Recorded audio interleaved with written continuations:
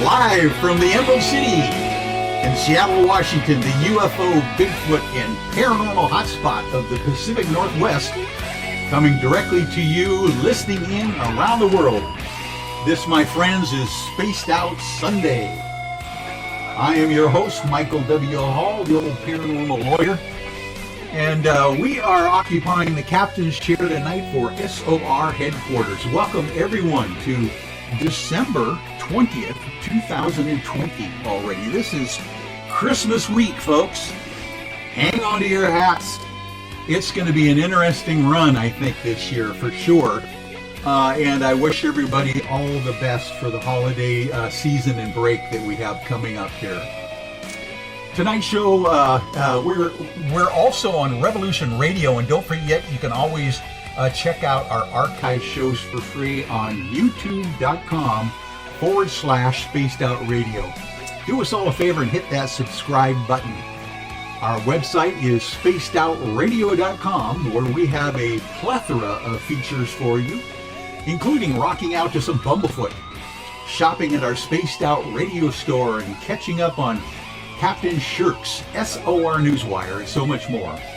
Tonight's show is brought to you by Chive Charities.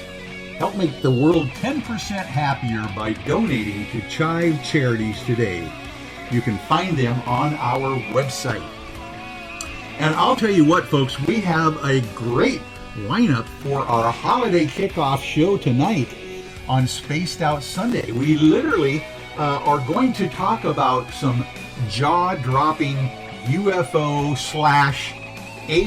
sighting reports that we got from Peter Davenport last week that literally was just astounding. It was Marty Minetto, who was a 5-year-old back in 1955 that told us a stunning story of his alien encounter with his grandfather. We're going to talk about that. Peter Davenport is a little under the weather tonight, folks, so he will not be joining us, but we want to send out some good thoughts and prayers for Peter's basically no major things, but he's just a little exhausted after all the things that he's been doing the last couple days and weeks at the National UFO Reporting Center. So our good thoughts to Peter for a well-deserved night off tonight. And we're going to talk about what we talked about last week because it was so stunning.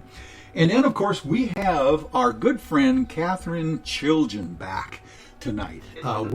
We are going to talk about the issue of the Shakespeare authorship controversy on who the heck Shakespeare really is. Did he indeed draft and write all of those wonderful sonnets and plays and fantastic, things, literature that he has created? We're going to talk about the actual person and maybe some other folks that might have been attributed to what happened with that Shakespeare era. And of course, then we've got Danny and Teresa Duke back on the line here. These guys are literally the heirs apparent, literally, to Jesse James, the famous outlaw, ladies and gentlemen. And we're going to talk about Jesse James and the issues that have come up with the lost gold that he might have hidden somewhere, that they are potentially on the road to find, those kinds of things. So it's going to be an action-packed show tonight. And what I thought I would do before we even start here is let's just bring everybody back on here and see if I can introduce everyone. There we go, and have everybody back on the line. Catherine, are you there? I'm here. There you are. Okay, wonderful. And Danny and Teresa, are you there? Yes, hello. Okay, great. And of course, my co-host and producer for Spaced Out Sunday, Mark Eddy, is going to help me during this initial part of the show as well, and with my guests tonight, because it was just too much for me to handle. And literally, He is the guy that does all the research and has the backup documentation whenever we need it. So, Mark, thank you for jumping in there with all of us as well. How you doing, buddy? I'm fine. Thanks again for this opportunity. Oh, wonderful. Well, listen, I thought what it would do the first half hour, since I've kind of jawed a lot of it off already. We've only got about maybe 20 minutes left, but I thought we would recap for the folks out there in Facebook land and in Zoomcast land and on Spreaker and all around the planet that are listening to our show, reiterate what happened last Sunday night when Peter Davenport had a unique witness on the show with us. His name was Marty Minetto. Marty is about, he's exactly 70 years old now, because back in 1955, he said he was 5 years old, when indeed he lived in Greeley, Colorado, with his family and his grandparents on a rural farm. I don't know if anybody knows about Colorado, but of course Greeley, Colorado, back in the 50s was quite a rural community. And the farms were few and far between, and there were lots of land out there that people didn't have crops on or dwelling units on. So at one point he tells us that when he was 5 years old, he just worshipped his grandfather and just had a great time, always hanging out with him. And at one point, he asked his granddad asked him if he wanted to go on his daily rounds, walking around the farmyard and doing what he needed to do. And of course, he jumped right at it. Marty did. You know what? Before we go any further, I think it's Danny again. If you could mute your end for just a moment, Danny, I think that will help us with a little bit of feedback coming back from maybe your end. We'll try that. Yeah. Okay. Great. And what we did is he said, Marty said that on their walk out around the far perimeter of the actual farm, he said after a while he sees coming down from the sky a giant silver-shaped, almost pinkish in color, cylinder, a huge cylinder craft that literally comes out of the clouds and lands in the farm field that they're walking next to on the farm. And he is freaking out as a 5-year-old kid, pointing it out to his grandfather, and his grandfather says, don't worry, it's okay, and doesn't seem to be alarmed at all when this thing lands, which is quite large, by the way. And literally he says that a tall gentleman, literally about 7 foot tall gentleman with long Nordic looks and blonde hair and blue eyes, walks out of this cylinder, walks over to his grandfather, and seemingly has a normal conversation with his grandfather. Now, at this point during our interview with Marty Minetto last week, my and everyone else's jaw is like dropped to the floor. I mean, I've heard and read about certain reports like this, but never heard anything like this live. Matter of fact, Marty says he literally, since 1955, has kept this a secret and never told anyone, not even his wife or children, until last Sunday night when he was convinced by Peter Davenport to give us a call. So what we did is asked him further questions, and he said that eventually, the gentleman, the tall man, brought both of them into the actual craft itself. And literally, they walked inside this cylinder, and the grandfather of Marty says, okay, listen, I have got to go talk with my friend here for just a moment, I want you to stand right here in the craft. Don't touch anything. Don't go anywhere. And I'll be right back. And literally, as a 5-year-old kid, he followed directions and found that his granddad went down the hall with the tall man, took a left into a room, and he was standing there just kind of killing time when all of a sudden he says that a small childlike figure poked his head around the corner from the other room and started looking at him down the hallway. And Marty is describing what we come to find out later as a typical small 4-foot or smaller type gray alien with large head, large black eyes, and initially Marty thought it was another child his age.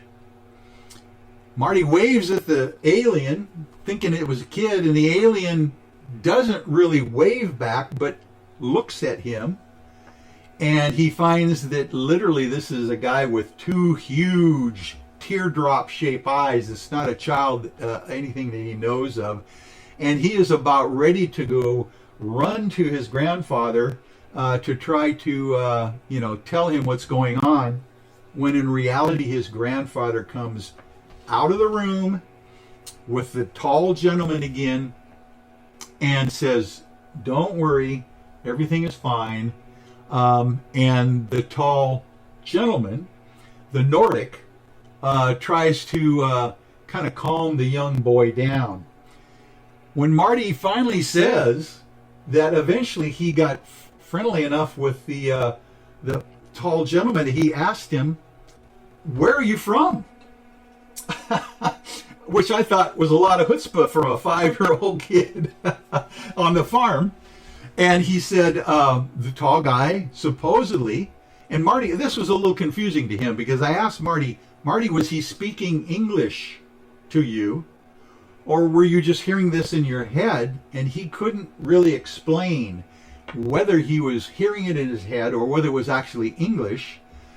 But he did say that when he heard his grandfather speak to this gentleman, he heard him talking to his grandfather in Swedish, because his grandfather was from Sweden, supposedly. So that was unique.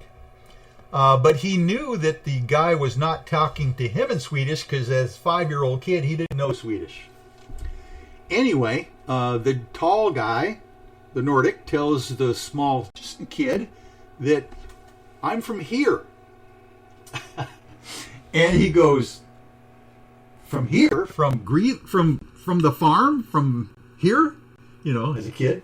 He goes, No, we're from here." And then he brings him down the hallway and shows him in the room that they just came out of. Marty says his first big flat screen TV on the wall, which he can only describe as, "I saw a flat screen TV in 1955. He remembered that the rest of his life. And literally the guy points at the screen, and all of a sudden the planet Earth appears on the screen. And Marty didn't know it was the planet Earth initially, and the guy said, "We're from here." And Marty goes, Where is that?" And he says, "Earth." Marty goes, "Earth? Where on Earth?" And I'm still going, "Yeah, keep going, buddy." Now this is the shocking part. Marty then says that the gentleman manipulated the screen to zoom in and go down to the bottom of the planet Earth and pointed to Antarctica and said, "Here, we're from Antarctica." I mean, my jaw really dropped that way. I mean, of course, we've all heard, the Nordics, the Germanic, potentially German population that, escaped or whatever, the civilizations that supposedly have been on the planet for eons, that we don't even know about. So that was Marty Minetto's experience, supposedly as a 5-year-old kid dealing with a large Nordic alien in a silver cylindrical craft that landed on his farm in Greeley, Colorado. Now, what happened was after they did their thing and said goodbye, they both were escorted off of the craft, and Marty and his grandfather stood back while the cylinder just whooshed up into the sky about 30 feet in the air and started moving off into the distance. And then Marty says, in a flash, in a blink of the eye, the entire craft was gone. And this was during the daytime. This was not a nighttime sighting. So anyway, if we had Peter Davenport on tonight for the first part of the show, I would be going over this with him, but that was just jaw-dropping when we heard that initial report last week of literally, supposedly, an alien civilization that has been on the planet for who knows how long, living in Antarctica.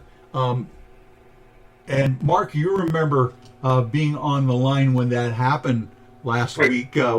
What's your input or reaction to what we heard last week? I thought it was very interesting to hear about the two different statures, the 4-foot grays and then the 7-foot tall Nordic beings in Marty's life. The Flatwoods monster incident seems to be like a 7 or a 10-foot tall creature. Are these enormous sizes rare? Or they show up on a somewhat regular basis in the literature? Well, they do. There are the tall Nordics. They are that tall, okay. Oh yes, and they are another race called the tall whites. Charles Hall is the guy who out in the desert of Area 51 literally says that he spent months and months in the Air Force as a weather balloon operator dealing with the tall white race, which was supposedly 7 to 8 feet tall. But it was fascinating to me to think that these tall, and this guy was totally the Adonis kind of Nordic guy with the long blonde hair to his shoulders, starkingly blue eyes, Marty was mentioning, skin tone the same as ours, he said. I specifically asked him, and a tight-fitting dark green or dark blue suit on, which was one piece that literally covered his feet like shoes as well. And I asked him, did this tall gentleman have to duck to come out or into the craft? He said, no. The craft was much bigger than him. He was able to just walk in upright. And then literally, he was on the same craft with these small, typical gray alien guys as well. So what's up with that? and Danny, feel free to unmute yourself, or Teresa if you'd like, and jump in here with Catherine if you guys have any observations of things that are similar to this. Michael, Marty also really seemed to use last week's opportunity to have a cathartic moment to really let out what he had been holding within him for over 60 years. Oh, it was a remarkable moment because literally He was very emotional about it. He was emotional. It was like he was not able to even tell his wife. He says he's going to now have to explain to her that he literally told the world something that she didn't know about, as well as his kids. That would be, I don't know if I would have the guts to go on radio and talk about that without warning them. Maybe they knew he was going to come on the show last week. But we did find out that literally he has a neighbor or a friend of his, a woman, I believe, who is helping him collate and interview him, all this information into a book. I can't wait to get to the details of what he comes up with in this story, because, you know, I've been in ufology for decades. I've heard of a few of these stories, but I have never heard the detail and the conviction from a first-hand witness that this happened. And in reality, this happened in 1955. That's quite a historic sighting report. And Michael, with his grandfather being there, and both of were speaking the Swedish language. Is that an example of a generational contact experience? You know, that is a good question. I think, and it's very possible, I have always heard this, that literally an alien race can actually speak to you in any language that is your own, because obviously there's some of them are just, you know, talking telepathy, and they don't need to worry about the actual language itself.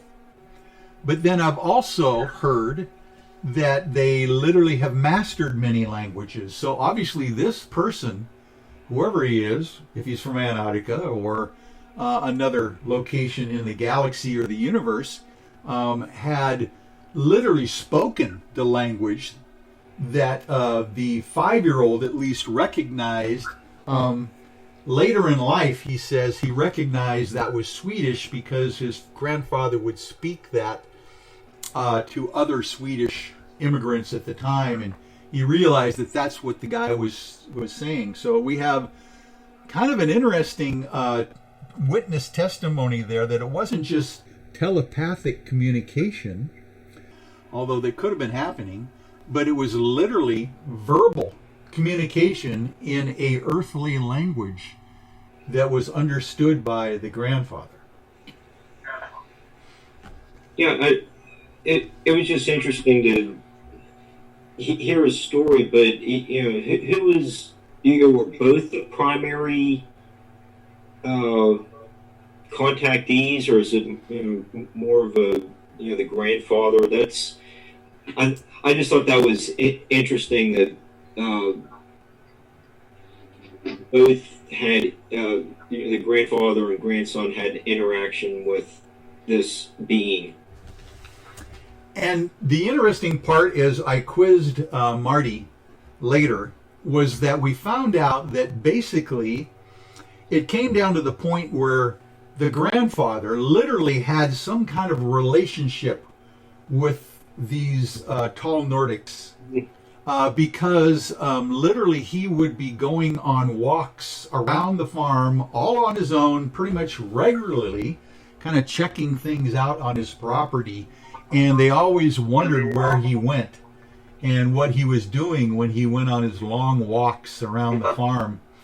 And literally, at one point, the grandfather then told Marty, after this initial,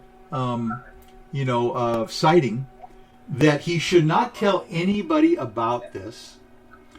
And his grandson, when he got a little bit older, maybe in his tweens, 10 or 11 years old, the only time he asked his grandfather about that again, his grandfather said, "You still should never tell anyone, but don't worry.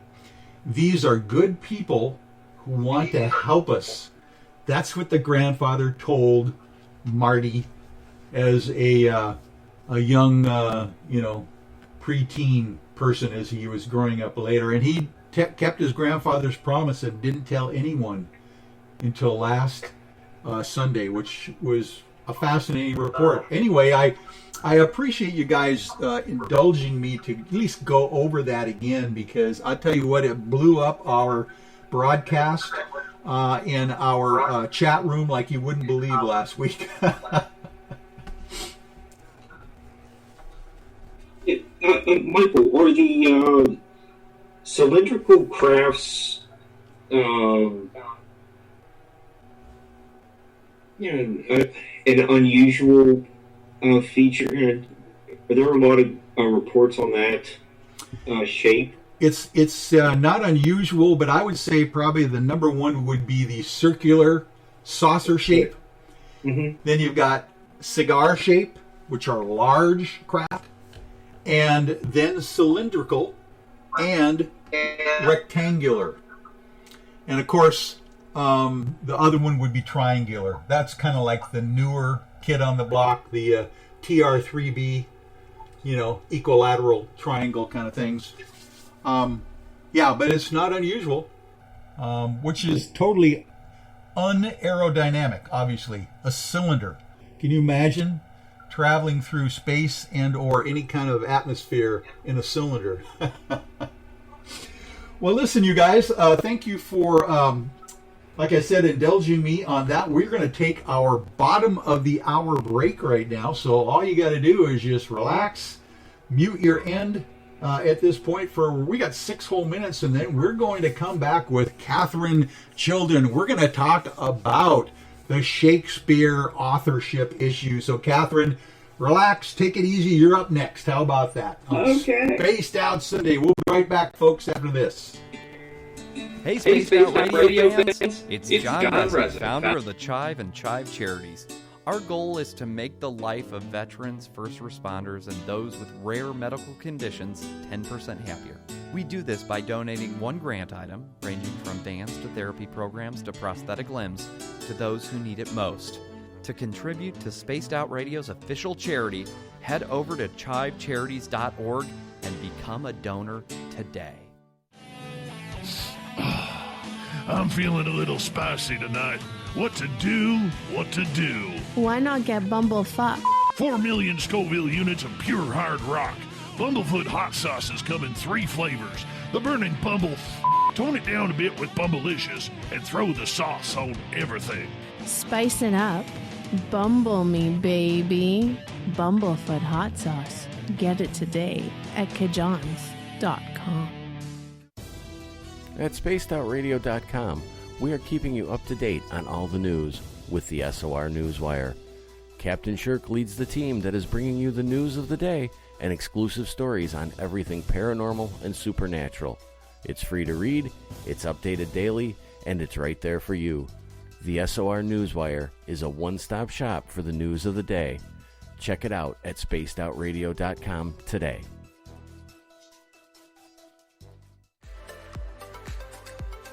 Are you looking for great advertising value for your company?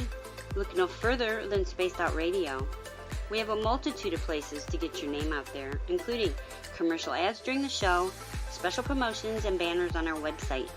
Our audience is proven to support the companies that support our show. We can make your budget work for you. So for more information, please contact us at sales@spacedoutradio.com.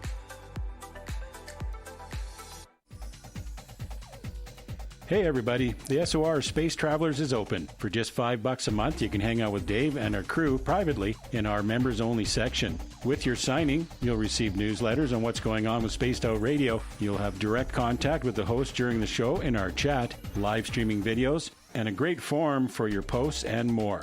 Become a space traveler now at spacedoutradio.com.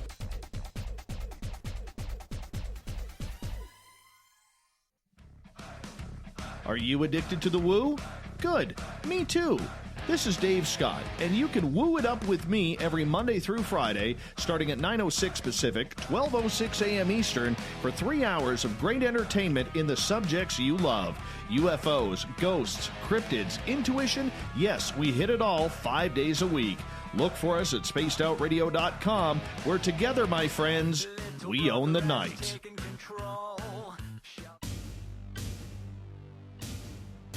You wanted new SOR gear, and now you can have it. The SOR Vault is fully stocked with t-shirts, hats, hoodies, mugs, and everything in between, with great logos for you to choose from. So head on over to spacedoutradio.com, click on the SOR Vault, and go shopping. Pricing is quite affordable, and you can look good representing your favorite show.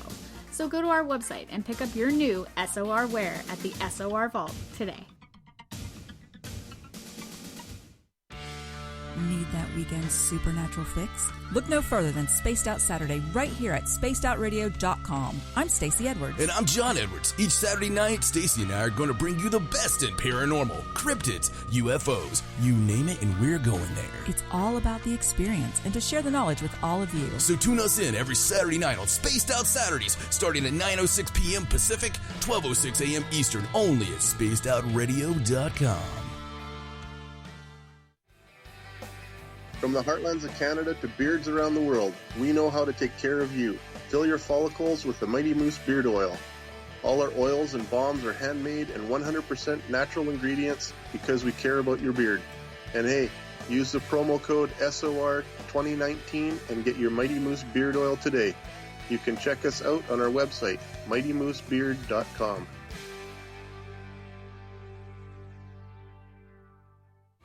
We're adding to the entertainment online for Spaced Out Radio.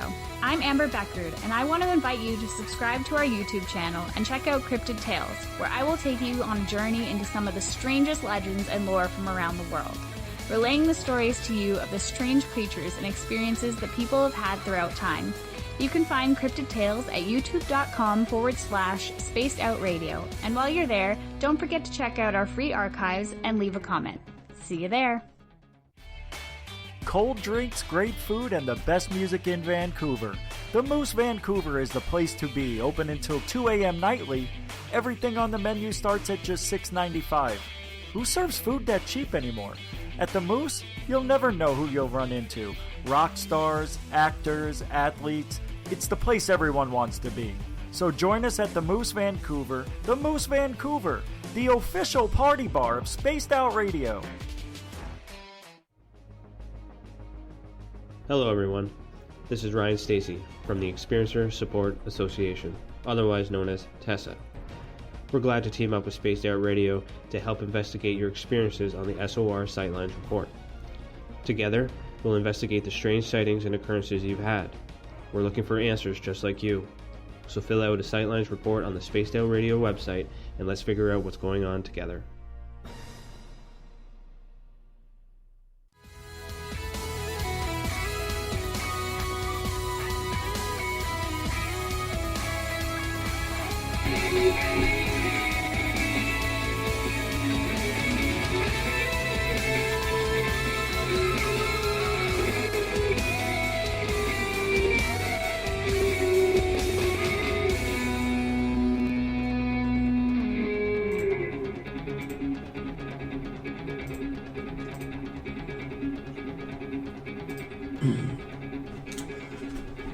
Welcome back, everyone.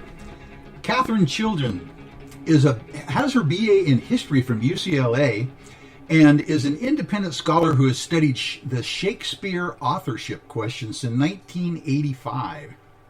She has even debated the subject with English professors at the Smithsonian Institute in 2003. In her book, Shakespeare Suppressed, earned Catherine an award for distinguished scholarship at the Concordia University in 2012. She has written several articles in various Oxfordian publications as well on the subject of Shakespeare's authorship. Now, William Shakespeare is the most celebrated and most read poet and dramatist in history, of course, but his personal life and artistic life is a mystery. How did he obtain the extensive learning and experience displayed in his works? When were his plays written, and why were his works so often pirated by printers?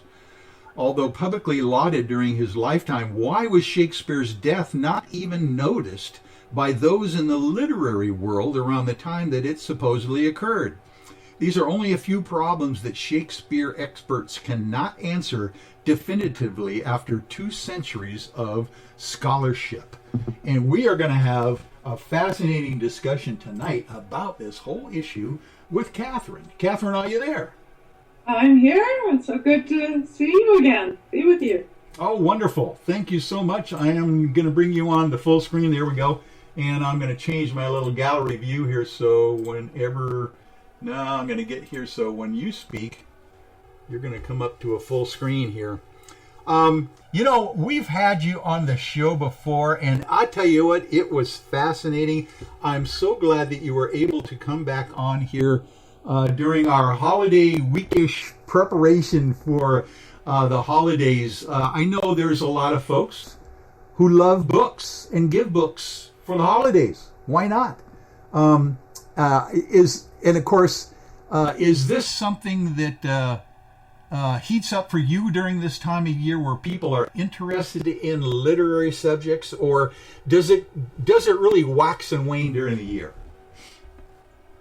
It waxes and wanes, yeah. But this year started out very well because it was the 100th anniversary of the founding of our theory that Edward de Vere, 17th Earl of Oxford, was the true Shakespeare.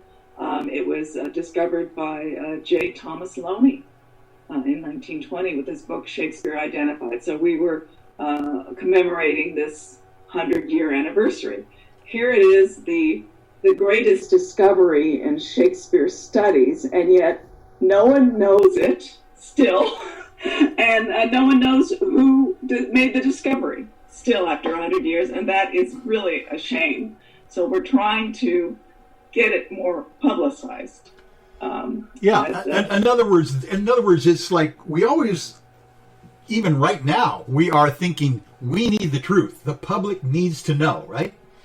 And obviously, you're telling us that 100 years ago to the date this year, literally people at least knew the theory of who Shakespeare actually was, and it's been suppressed. Is that what you're saying? Yes, it has been. Orthodox Shakespeare professors just didn't buy it, and in a way ignored it, and the whole thing fell down. You know, it came off the radar as far as Shakespeare scholarship goes. And the reason is because they have been so perhaps indoctrinated with the concept of several hundred years that the great author, William Shakespeare, the writer of Hamlet, Romeo and Juliet, that he came from Stratford upon Avon, from humble origins, very, very little educated, and yet he turned into this great, massive genius. And they seem to think that that's enough. But, you know, in this era of fact, information, you know, and several hundred years of study, it shows us very little, very little. In fact, if I ask the average person, what do you know about Shakespeare? And they usually just shrug their shoulders, or they'll say, he was an actor. That's about all they can say. I mean, and this is one of the biggest figures in Western civilization. We speak his language today. He invented about 2,000 words for the English language, and many, many famous phrases that we speak, like foregone conclusion. I mean, that much ado. These are neither a borrower nor a lender be. These are all, you know, Shakespeare phrases, and you don't even know you're speaking them. So he's incredibly influential. How come we don't know more about him? And that's what, you know, we want to get to the bottom of. Well, let's explore the traditional description of Shakespeare before we get into your revelations again. But literally, how old was Shakespeare supposed to be or live? And let's talk a little bit about the legend of who they say he is. They say that he was born in 1564 in the small town of Stratford-on-Avon, which is about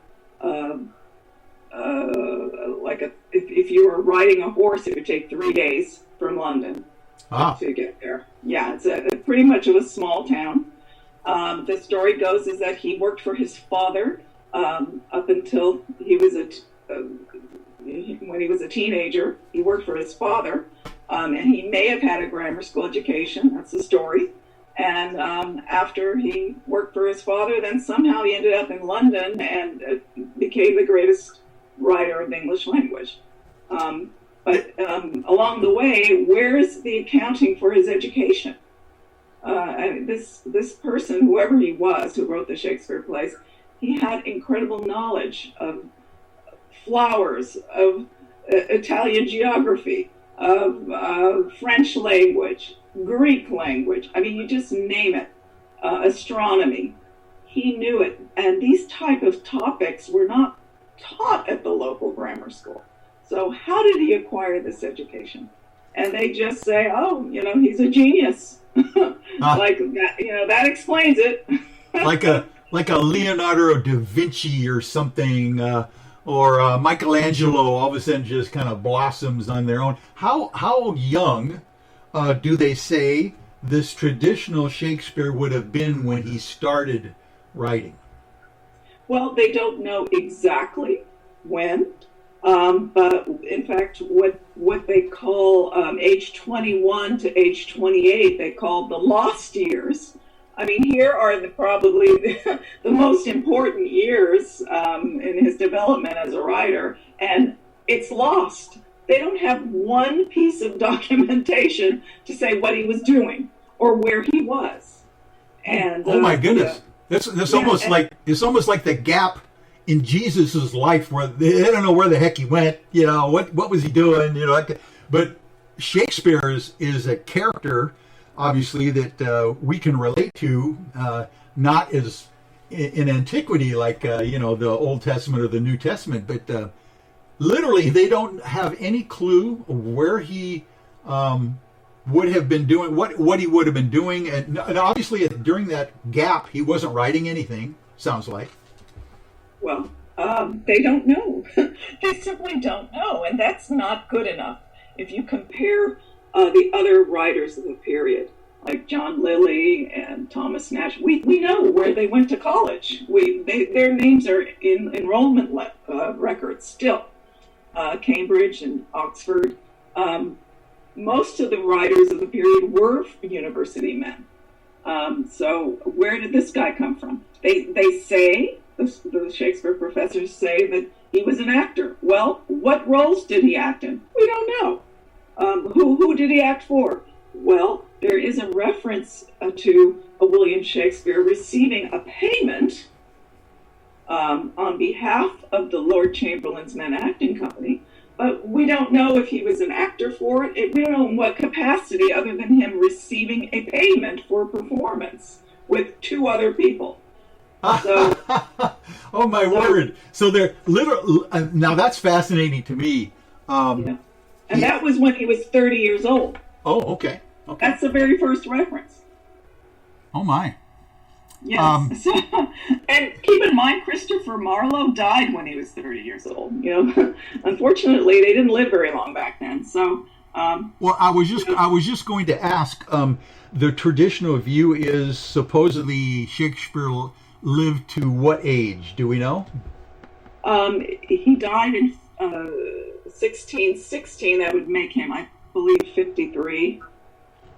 He was born in 1564. So. Okay. And, of course, one of your major points is that there is no historical record of his death or people mourning or recognizing him as a playwright when he died. Yes, that's another extremely remarkable thing.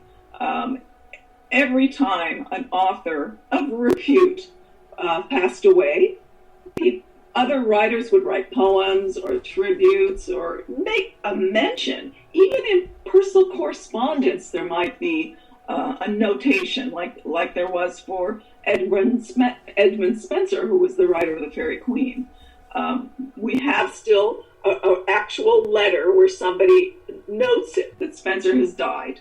And Spenser was very big back then. Shakespeare was just as big as Edmund Spenser. So when the Stratford men died in 1616, where was the notice? Nobody. Zero.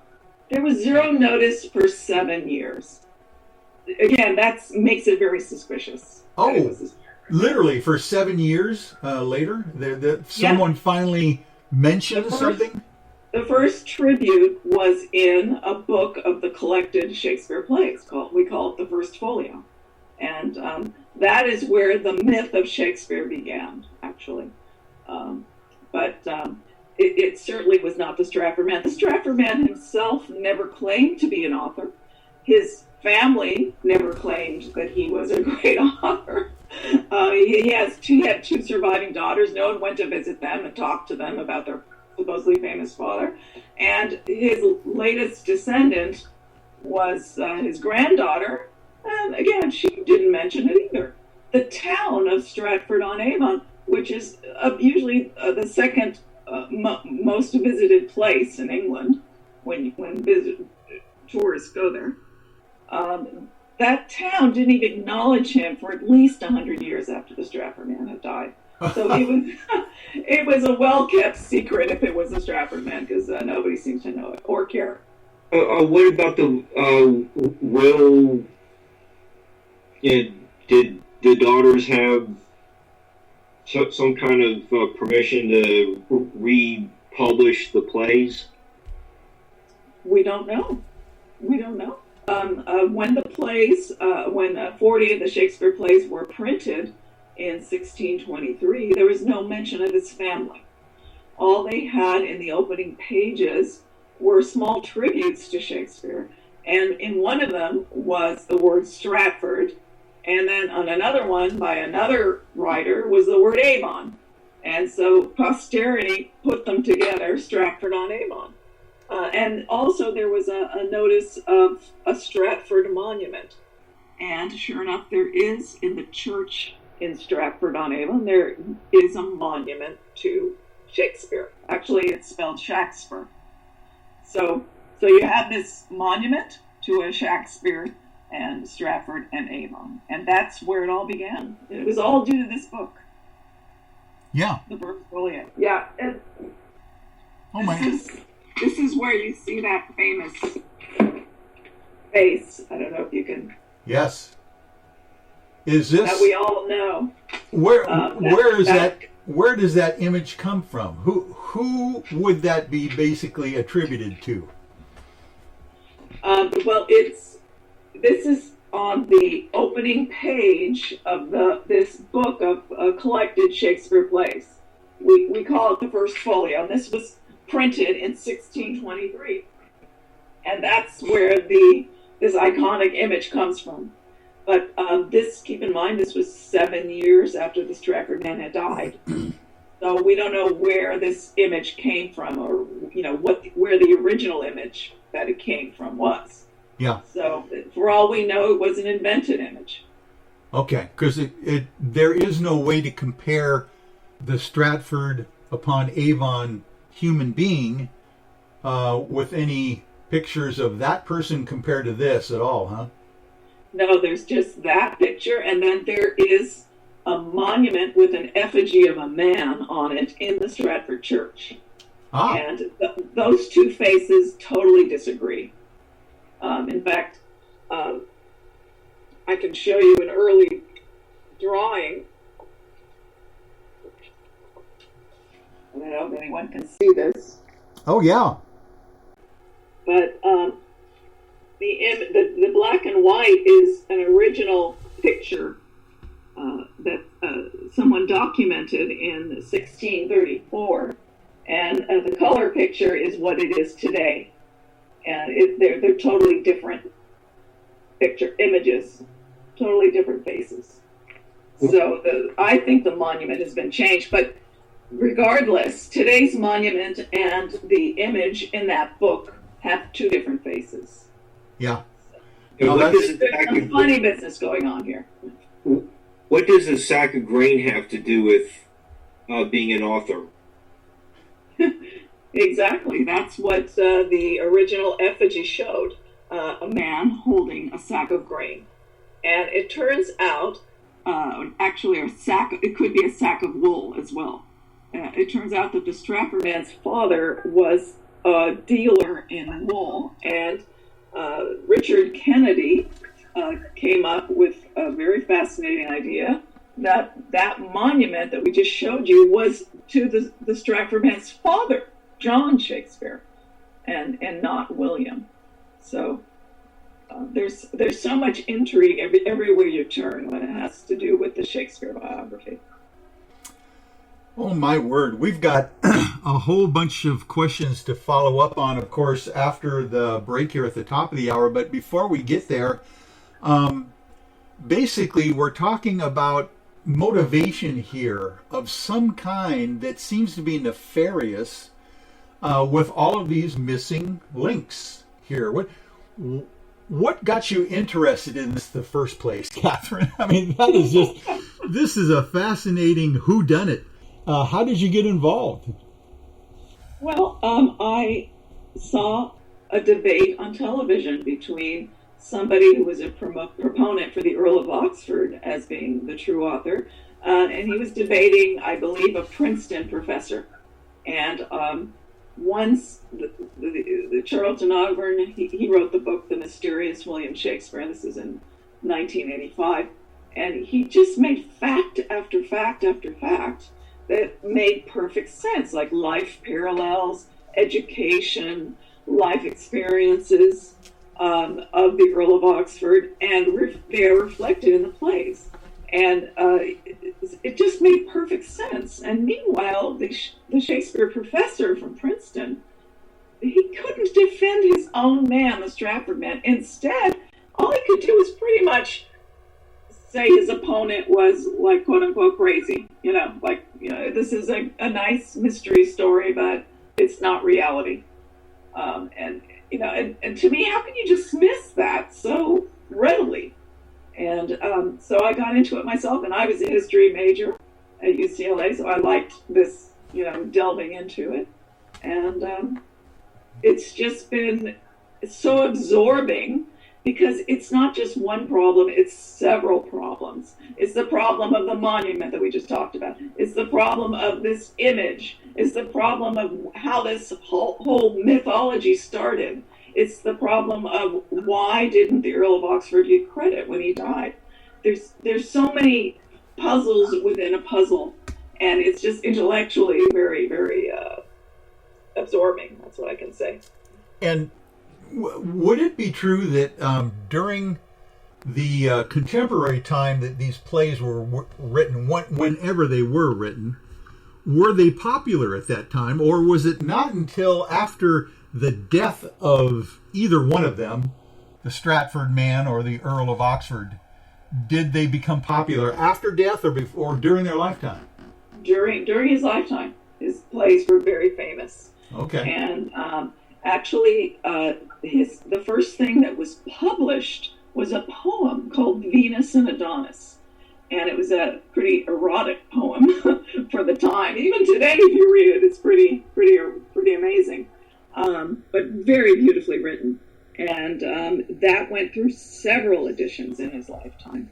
And the following year after Venus and Adonis was another great poem called The Rape of Lucrece, which was also very popular. So he had just hit after hit after hit. Romeo and Juliet came out in 1597. So about 16 Shakespeare plays were printed during the Stratford man's lifetime. A little bit less for the Earl of Oxford. He died in 1604. But there were many plays that never saw print until that book came out, the first folio that I showed you. That was a collection of 36 Shakespeare plays. 20 nobody knew about before at that point. So, it was the greatest event in literature, English literature, the publication of this book. If this book didn't happen, we wouldn't have had many of the Shakespeare plays.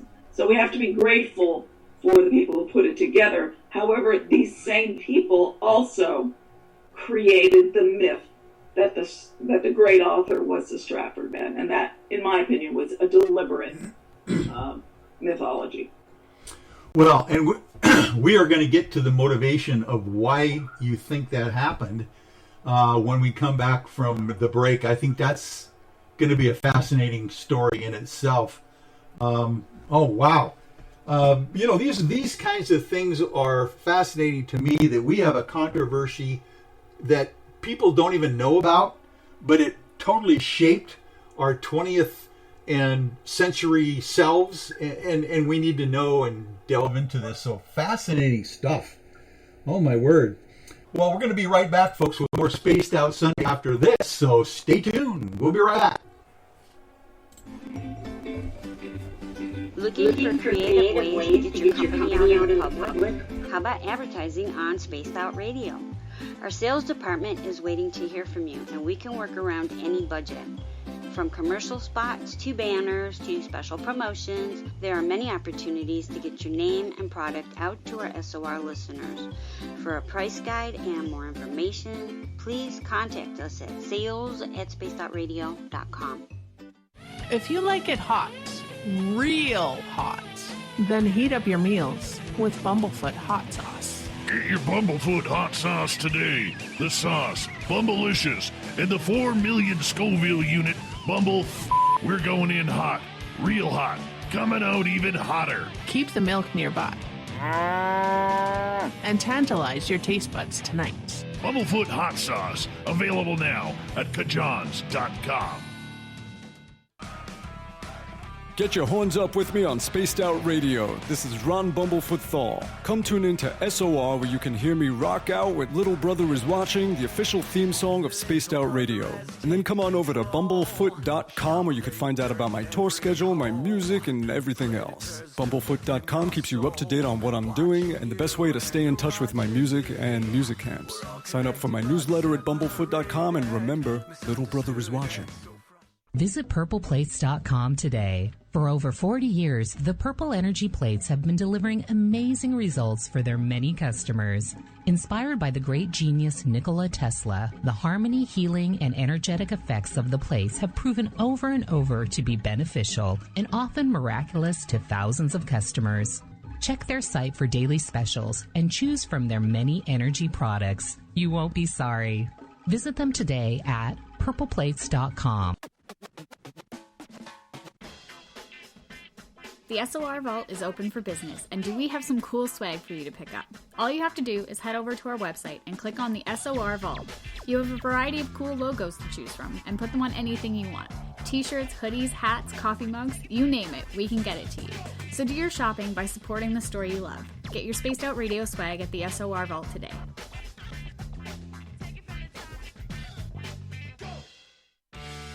Hey everyone, I'm John Edwards. And I'm Stacey Edwards. Together we're taking over Saturday nights on Spaced Out Radio, where we're going to bring our own experiences of the paranormal and talk to the best people we can find to help bring you answers to your strange tales. We're here to entertain your need for weekend woo! So tune us in at spacedoutradio.com starting at 9:06 Pacific, 12:06 a.m. Eastern, where we can all get a little spooky together. Spaced Out Saturday nights right here at spacedoutradio.com. We are scouring the world for the most intriguing stories of your day. Take the time to read up on the SOR Newswire, where our team, led by Captain Shirk, will deliver to you some of the best paranormal and supernatural news, along with some stories that will blow your mind from the weird to the wacky. It's the news outside the news that piques interest, and that's what we're looking to deliver to you. The SOR Newswire, only at spacedoutradio.com. We all know on Spaced Out Radio we love a good beard and mustache, so why not take care of your facial hair with Mighty Moose Beard Oil?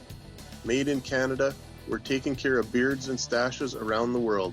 We use 100% natural ingredients with our oils and balms to make your whiskers feel silky smooth.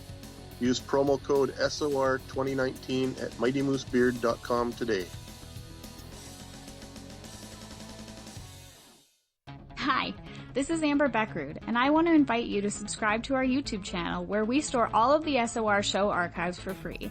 And as an added bonus, every 2 weeks I'm posting brand new content on Cryptid Tales, where I will get into some of the spookier legends and folklore from around the world and tell the stories that go with them. Find us at youtube.com/spacedoutradio and check out Cryptid Tales today. Drop a comment and let me know what you want to hear. See you there. Are you an experiencer of something strange that can't be explained? Do you want help finding out what's going on? I'm Ryan Stacy, head of the Experiencer Support Association, otherwise known as TESSA. We've teamed up with Spaced Out Radio to investigate cases filled out in the SOR Sightlines report. We are independent and there's no cost to what we do. All we need is your experience. Let's find out what's happening together on the SOR Sightlines report. Hey space travelers, this is John Resig, founder of the Chive and Chive Charities. If you know anything about our website, you'd know we like to do things a little differently. We're not some faceless organization collecting money for a nebulous cause. Our donor dollars go directly toward life-improving items. Then we give those items directly to an underdog who needs it most. To become a donor with Spaced Out Radio's official charity, Chive Charities, just go to chivecharities.org/donate. For the price of 1 cup of coffee a month, you can become an SOR Space Traveler. The Space Travelers Club is a place where you can interact with other listeners, either live during the show or on our great forum. We want your stories, pictures, comments, and ideas. You'll get live video streams, exclusive content, and be a part of our newsletter. Stay in touch with everything SOR. The Space Travelers Club is just $5 a month at spacedoutradio.com.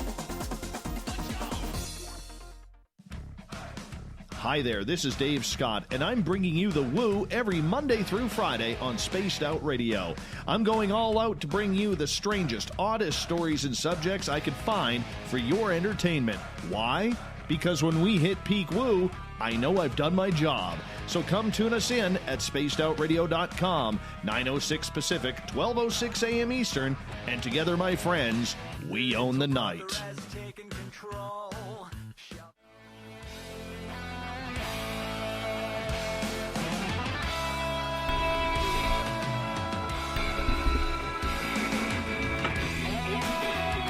Welcome back to hour number 2 of Spaced Out Sunday.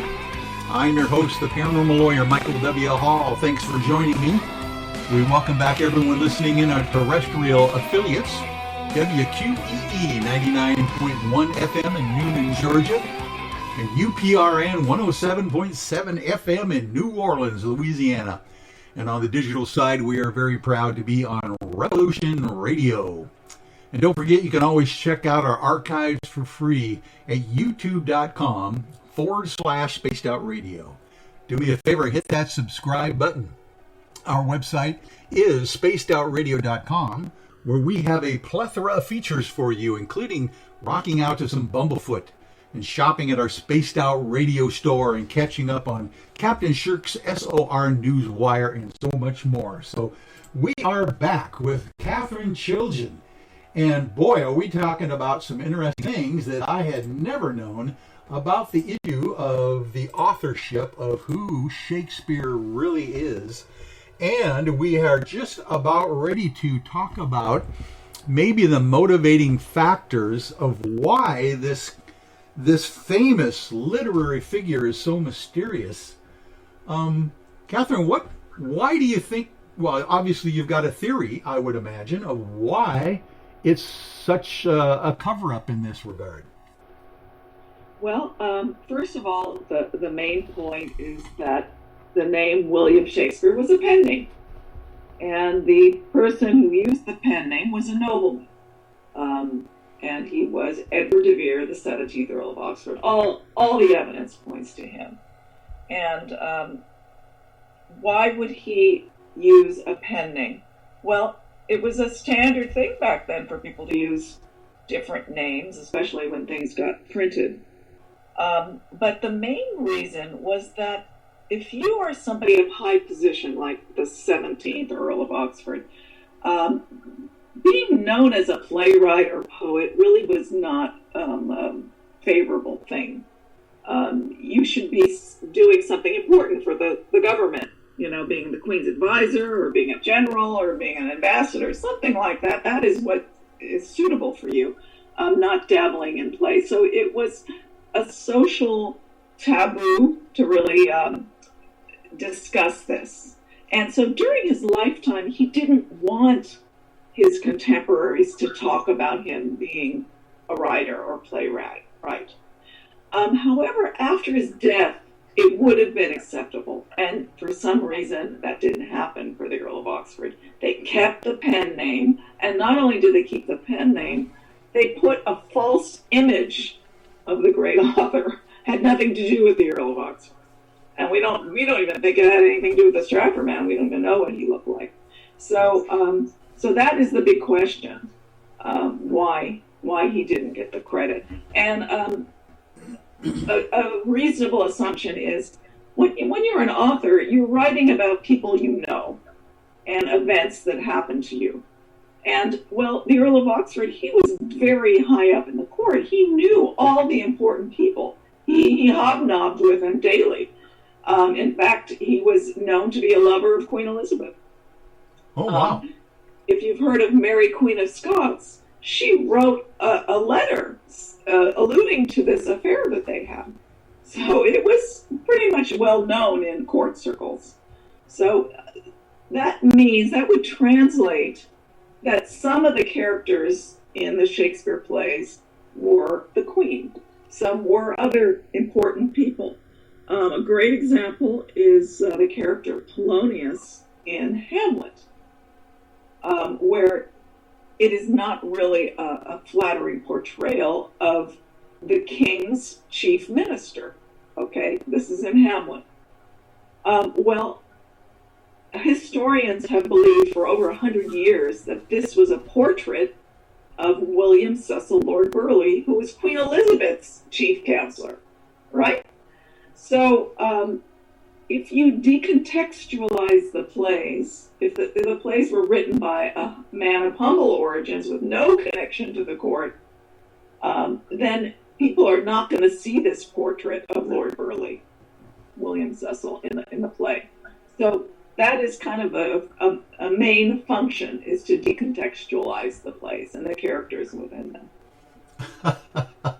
Oh, I just had a flash with the idea that the Earl of Oxford was like almost doing his own National Enquirer kind of a thing back in those days that would have been quite racy if people could tie him to those stories that he's coming up with. Obviously, that would have been embarrassing for the Queen, the court, and the people who were literally the top-ranked, people at the time. So that is fascinating. Wow. So we have to keep in mind, though, that these plays were initially entertainment for Queen Elizabeth and her court. She never went to a public theater. These were initially for her, and showing her as a character was flattering to her too, because of course her character is going to be flattering, right, for sure, and maybe a little bit of the satire on some of her other characters at court. Maybe she would enjoy them getting a little bit of a needling too, So it was pretty much for her entertainment, and it was far later that they went on the public stage.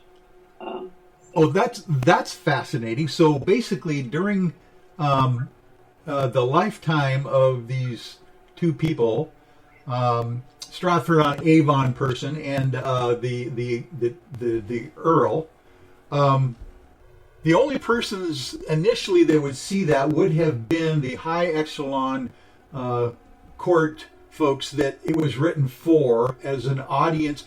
Can you tell me how that would work? Would there be the Queen and maybe a few of her consorts in an audience somewhere, just kind of a small audience watching these plays, and actual actors and actresses would play it out with them? Or would they have one person just reading them? Or how did it look to us, or if we were to take a peek of what was going on at that time?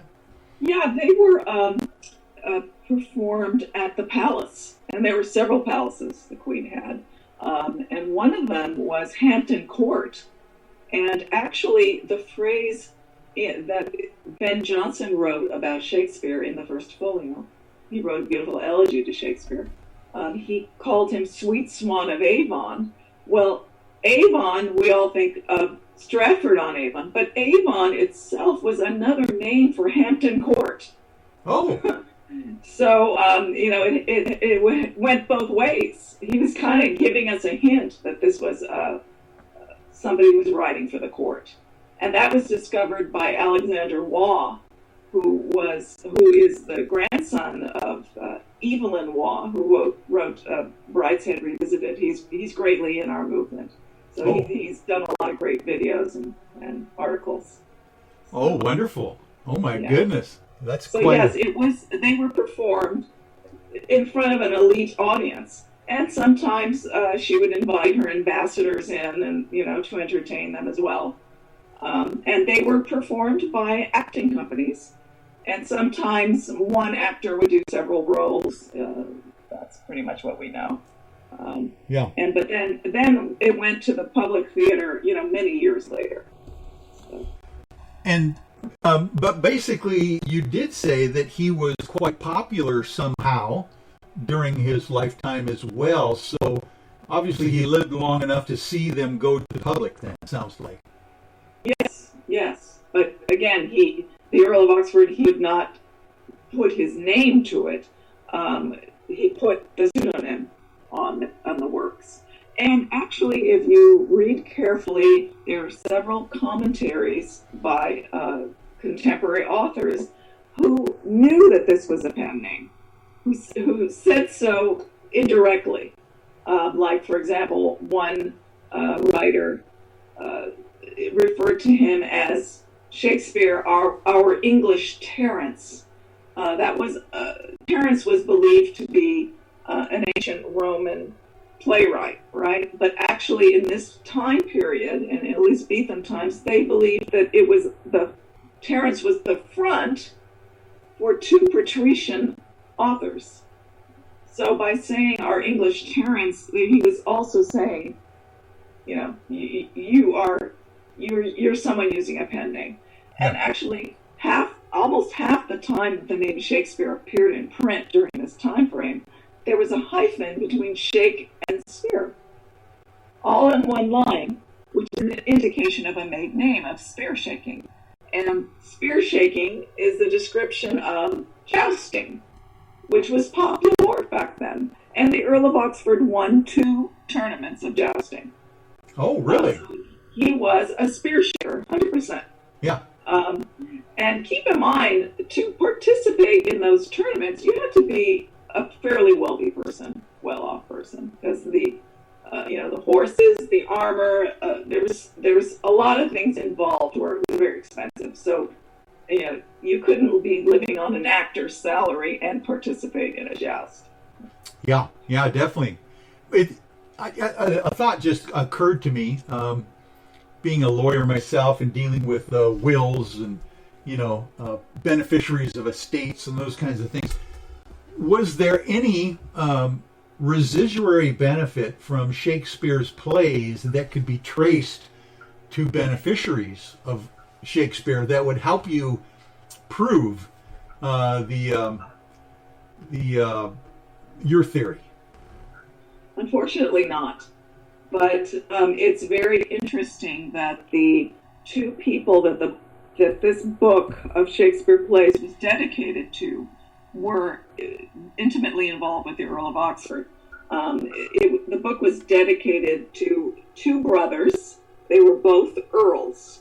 And one earl was almost engaged to marry one of the Earl of Oxford's daughter. And the other earl did marry another Earl of Oxford daughter. He had 3 daughters, like King Lear had 3 daughters. So, yes, there was an intimate association between the people who paid for this book and the Earl of Oxford. But the Earl of Oxford, as far as we know, did not leave a will.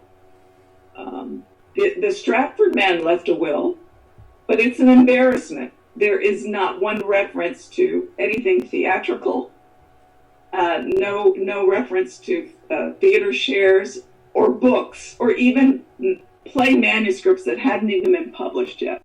So it's it's an embarrassment for Shakespeare scholars.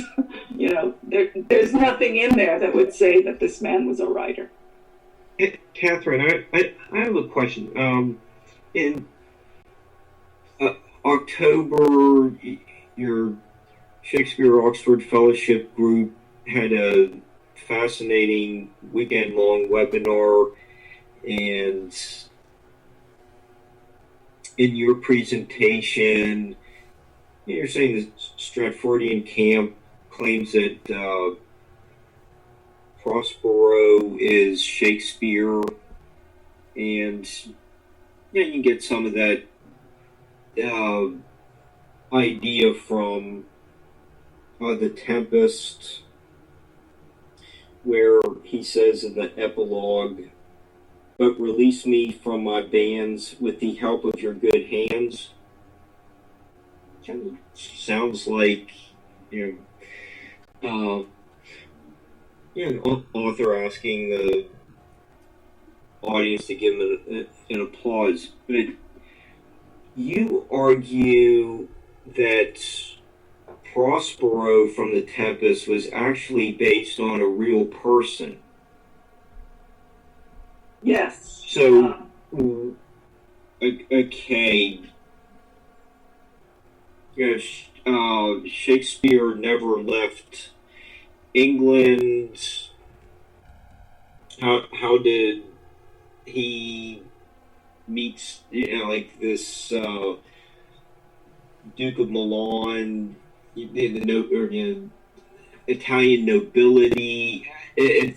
There seems to be something more to the story that you presented that fits more into Oxford's biography than Shakespeare, who never ventured across the channel. Yes, it appears that Prospero in The Tempest, who was a magician, who conjured spirits, in a good way, though, who did good things. It appears it was initially, that character was based upon a man named Prospero Visconti, who was a descendant of the Duke of Milan. And he was alive in the 1500s. And when the Earl of Oxford went and did a tour of Italy. So this Prospero Visconti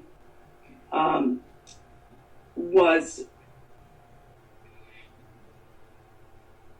I think, it wasn't just me, it was an art historian who came across a reference to Lord Prospero Visconti in a book about art. And this man is described as somebody of great learning and owning this art collection. So this art professor made the connection between this Prospero and the similar background to Prospero in The Tempest. They were both people who had libraries. They were both, either one was the Duke of Milan and the other one was a descendant of the Duke of Milan. So there are a lot of parallels. And this Prospero Visconti of Milan was not well known outside of Milan. So it argues that the great author visited Milan to have heard about this man, this remarkable man with a vast amount of knowledge, just like Prospero in The Tempest had a vast amount of knowledge. Now, there were some differences, like Prospero in The Tempest was an exile, and Prospero Visconti was not an exile.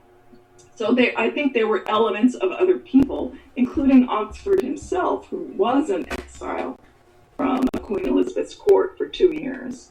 So I get into that in my presentation. But the main point is the Stratford man was not known to have left Italy, ever. But the Earl of Oxford took a grand tour of Europe, including a year in Italy. So it fits very neatly with his life. Yeah, and I thought that was a captivating discussion, and there's something about there's a canal that connected Verona to Milan, but over time it filled in. But that was proven to be true. Yes. So someone who had experience of actually traveling in Italy, being in northern Italy, would be aware of that, whereas someone who never left the country wouldn't be cognizant of such a mode of transportation in that area. Yes, and Shakespeare scholars up until recently thought that Shakespeare was wrong, that you couldn't get to, Verona to, I forget now, Florence, but you couldn't do it by boat, so they thought, oh, see, he's so ignorant about Italy. These are landlocked cities. But in fact, there were canals found in old maps. So a canal from the city center hooks to a main river. The main river hooks to another canal and into another city. So Shakespeare is never wrong. He's never been proven wrong in anything. And these are things that you had to have been there to know that. Yeah, that's fascinating stuff. When it's almost like some of these biblical things that they're finding out match the geology and archaeology nowadays. It's of course this is much more contemporary, but when it does match, as far as the details of a story, then you have to realize that that's when everything starts falling into place, and the reality is that remarkably, we're always arguing at this point of who the heck Shakespeare was. Indeed, do we know that there aren't more than one or two other folks that could be attributed to some of these plays, or is it all just whoever this person was, it's the same person?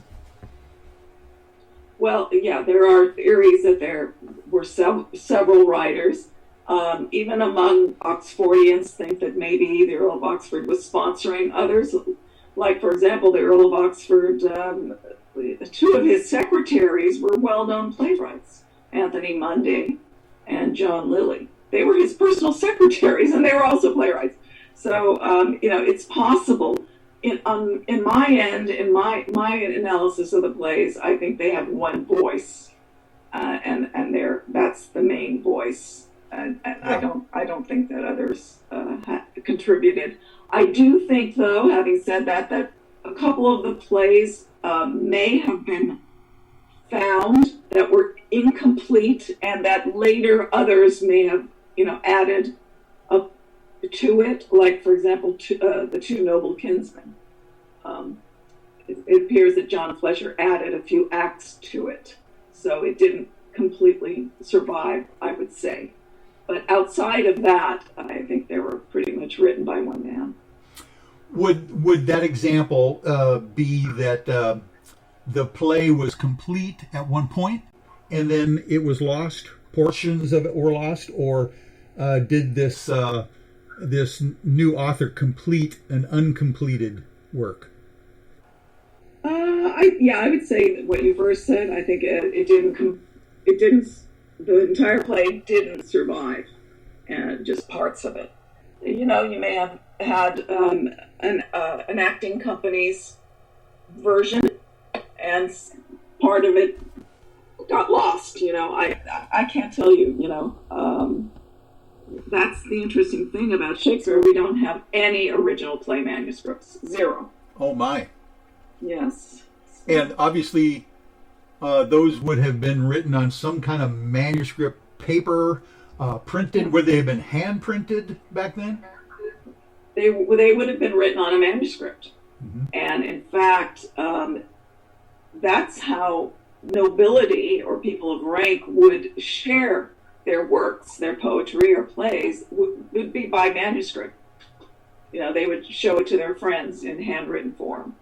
So, but unfortunately, we don't have any handwritten Shakespeare manuscripts. If we did, we could identify who the writer was. Yeah, definitely. Oh, that would be fascinating. That's the holy grail, is to find those manuscripts. Oh, wonderful, wonderful. Well, listen, Catherine, let's explain before we get out of here at the bottom of the hour and bid you a good adieu tonight. Thank you again for coming back, but let's tell people how they can find your materials and what maybe might be upcoming for you. Yes, I have a website called ShakespeareSuppressed.com. That's the title of my book, and you can buy it through the website or on Amazon. And I am working another book, but I'm hoping that the libraries will open again so I can complete my research. Unfortunately, they've been closed most of the year due to the lockdown. Oh, that's got to be frustrating for a historian like yourself, for sure. Very frustrating.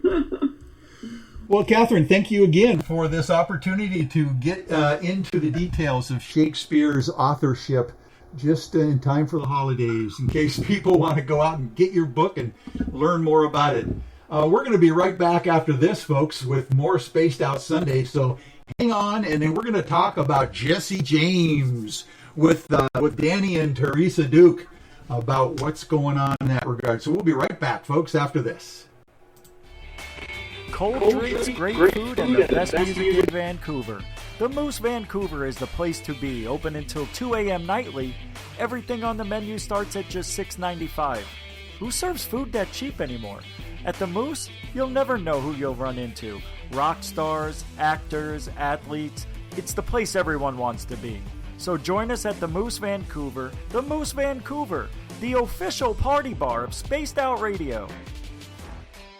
Hey, space travelers, this is John Resig, founder of the Chive and Chive Charities. If you know anything about our website, you know we like to do things a little differently.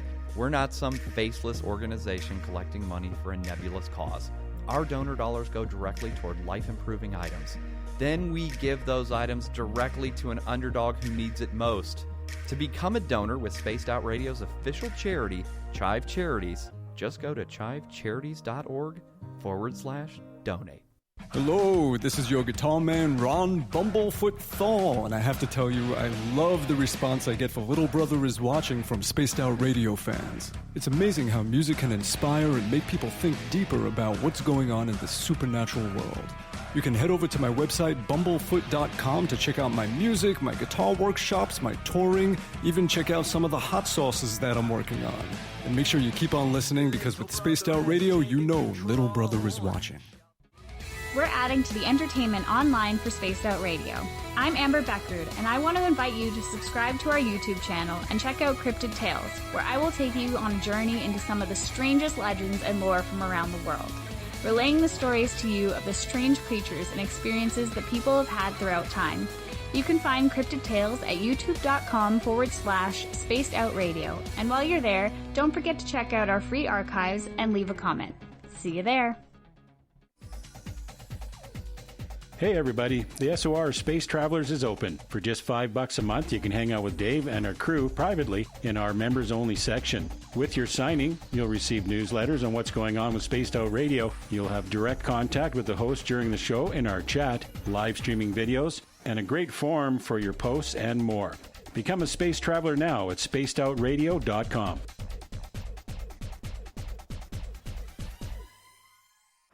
Looking for something new to push your limits? Look Beyond the Spectrum, a new docuseries featuring some of the best researchers in the world when it comes to everything from UFOs, government cover-ups, and strange humanoids. Truth seekers Stephen Bassett, Jeff Meldrum, Jack Casher, and Stanton Friedman, among others, all chip in to bring their knowledge to you. Beyond the Spectrum can be found on Amazon as well as Tubi TV. Tell us what you think on our Amazon page. Are you looking for great advertising value for your company? Look no further than Spaced Out Radio. We have a multitude of places to get your name out there, including commercial ads during the show, special promotions, and banners on our website. Our audience is proven to support the companies that support our show. We can make your budget work for you. So for more information, please contact us at sales@spacedoutradio.com. At spacedoutradio.com, we are keeping you up to date on all the news with the SOR Newswire. Captain Shirk leads the team that is bringing you the news of the day and exclusive stories on everything paranormal and supernatural. It's free to read, it's updated daily, and it's right there for you. The SOR Newswire is a one-stop shop for the news of the day. Check it out at spacedoutradio.com today.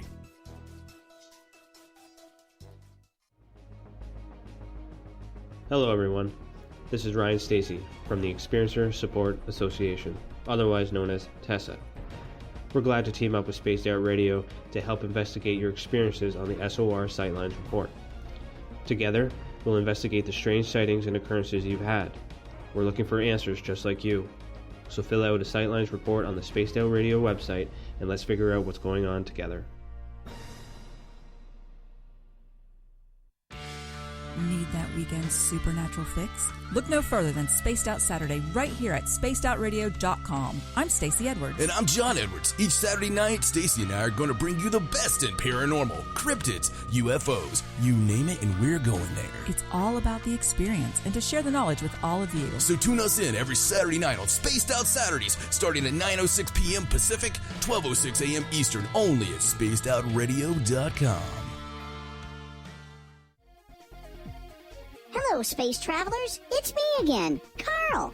Don't forget to join the Space Travelers Club for just $5 a month and follow Spaced Out Radio on Twitter at Spaced Out Radio. Our Instagram, Dave Scott SOR. Our Facebook page is Spaced Out Radio Show. Our archives are free at youtube.com/Spaced Out Radio. Come woo it up with Spaced Out Radio today. Bye!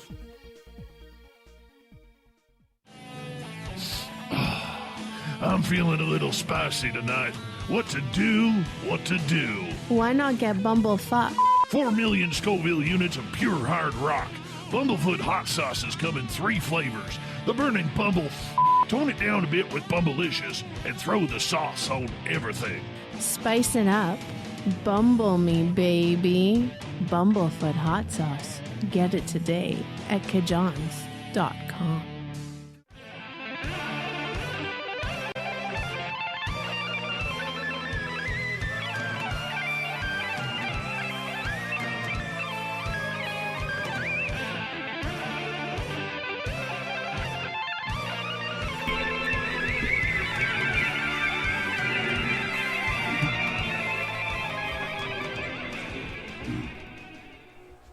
Welcome back to Spaced Out Sunday, everyone.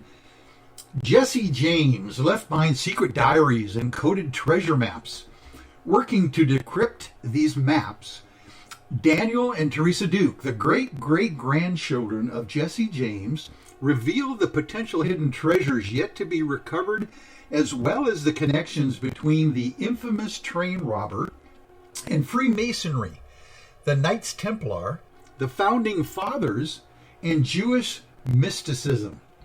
Will you everyone welcome good friends of Spaced Out Sunday, Danny and Teresa Duke.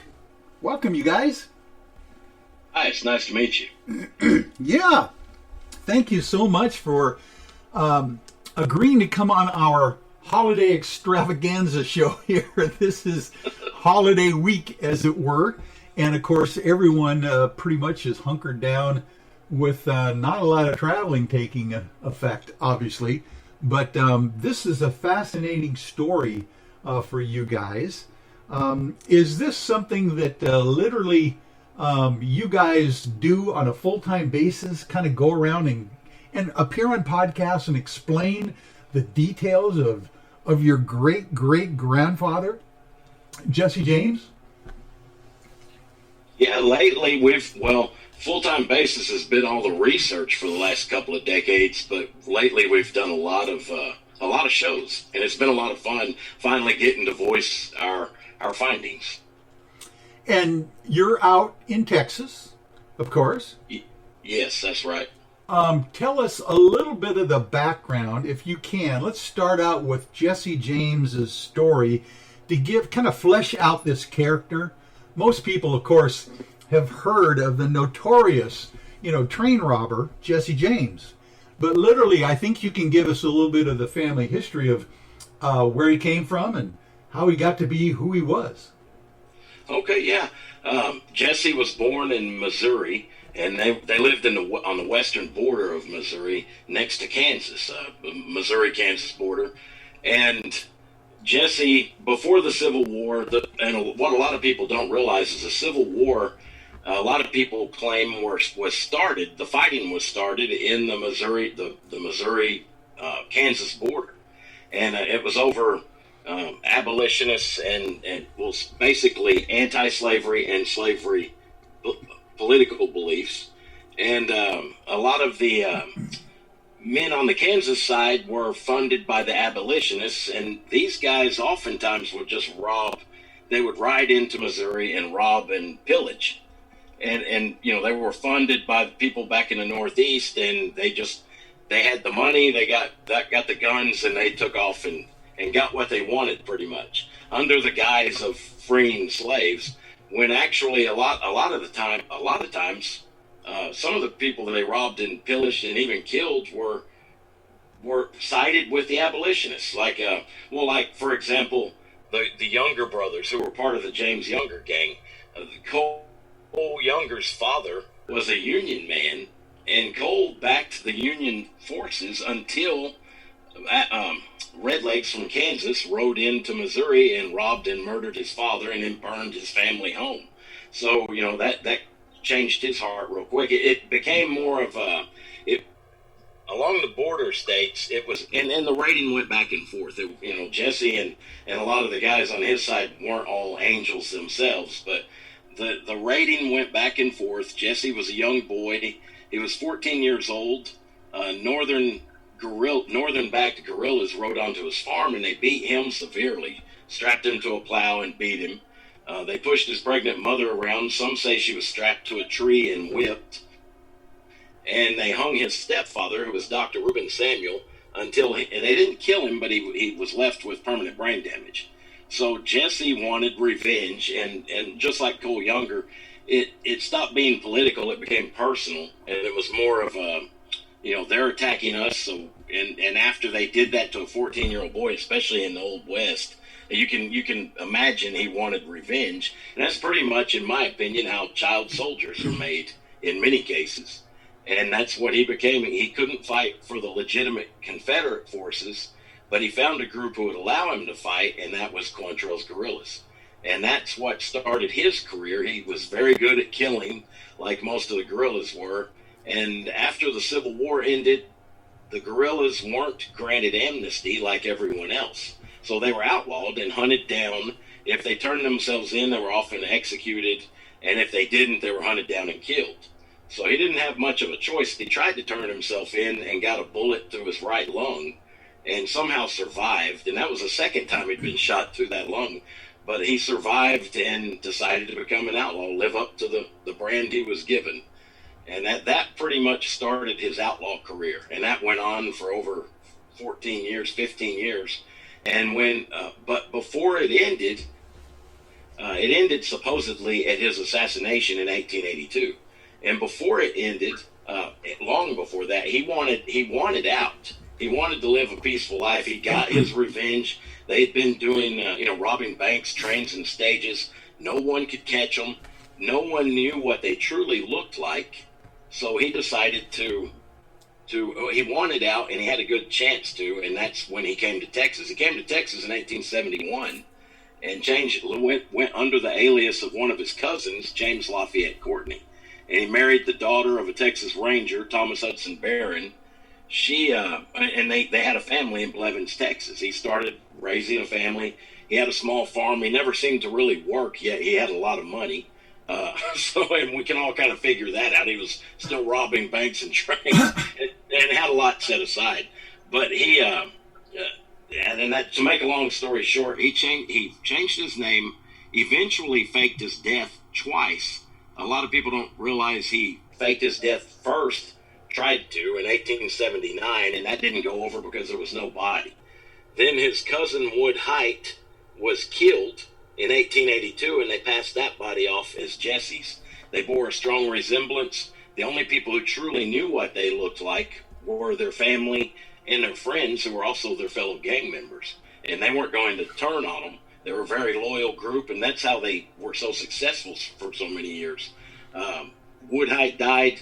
They passed him off as Jesse, and Jesse got a new chance at a peaceful life. And the stories were passed down through the family, and it's just and I don't know where I can ramble for hours on this, so please stop me if you have any questions. Yeah. So basically, it's not like he retires as an outlaw, but it sounds like at one point he tries to go straight. And how old was he at that point? Teresa. I think he was like around 30. I want to say in his late 20s to early 30s, wasn't it, Danny, when he tried to surrender? Yes. Oh, when he tried to surrender, he was in his teens. That was during the Civil War. And then afterwards, the first time he tried to fake his death, he was in his late 20s. How did that? Let's talk about the first time he tried to do that. That seems pretty savvy to try to do as a young person. Tell me how he tried to do that. Okay, as one of his fellow gang members, George Shepard, he wanted the reward. There was a large reward offered for Jesse. And on top of faking his death, they could have split the reward. George wanted the reward. They hatched a plan. They, had a little blood where the shooting was supposed to have started, more than likely from a deer or some animal they'd killed. But he rode into town in Oklahoma, which at the time was Indian territory, and told everybody, he said, I shot Jesse and I'm here to claim the reward. Well, they wanted a body. The sheriff got a posse and they went looking for a body, couldn't find a body. They found a little blood, but there was no body, and no one was going to believe that Jesse, with the reputation he had, was actually shot in the back of the head by anybody. So, George didn't get the reward, and shortly after that, news reports started showing, claiming Jesse was seen in different places, and more robberies started up again. So that ended that attempt. He tried, it didn't work, there was no body, and they went about their business. Yeah. And he was how old then? Oh, he was in his mid to late 20s when that happened. Okay. Fascinating. So basically he's on the run, and in what area of the country is he at now when he's in his 20s? Well, he was oftentimes between Missouri and Texas, much of the time. They rode all over the South. Sometimes he and Frank several times had ridden to California. He had an uncle who lived in Paso Robles, California. And, they had claimed the reason for going to California was to try to locate their real father's grave, who had supposedly died in California. He was a Baptist minister, and the group he was traveling with allegedly buried him in an unmarked grave near Placerville, California. And that was the reason they were supposedly out in that part of the country. So was his, quote, reign of terror taken with him to California, or did he just behave himself when he was on those trips? They, according to what we can find, they behaved themselves. Just getting out there and coming back for some reason, huh? That's fascinating. Yeah, but they also had connections, like some of the treasures, one in particular, mule train with 40 mules loaded down with placer gold was attacked by them in New Mexico and allegedly buried in western Oklahoma or Indian Territory. The loot or the gold was buried there, is what you're saying, right? Yes, and Yeah. I don't know if they made those connections, if they learned about that in California, or if they'd heard of it some other way. It's hard to find a lot of details on who was feeding them a lot of this information. So, You mean the information on where the gold trains would be and that kind of thing?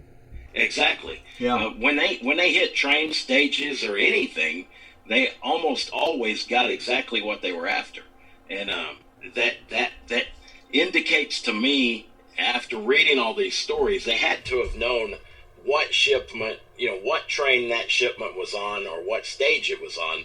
Otherwise, they would have ended up like a lot of other robbers in those days, just having, hitting a mail pouch, and that would be all they got. So right. they when they hit a target, they got a big take. So obviously it sounds to me that you have a suspicion that he had some inside information or help. Exactly. Yeah. Well, how would that have developed, do you think?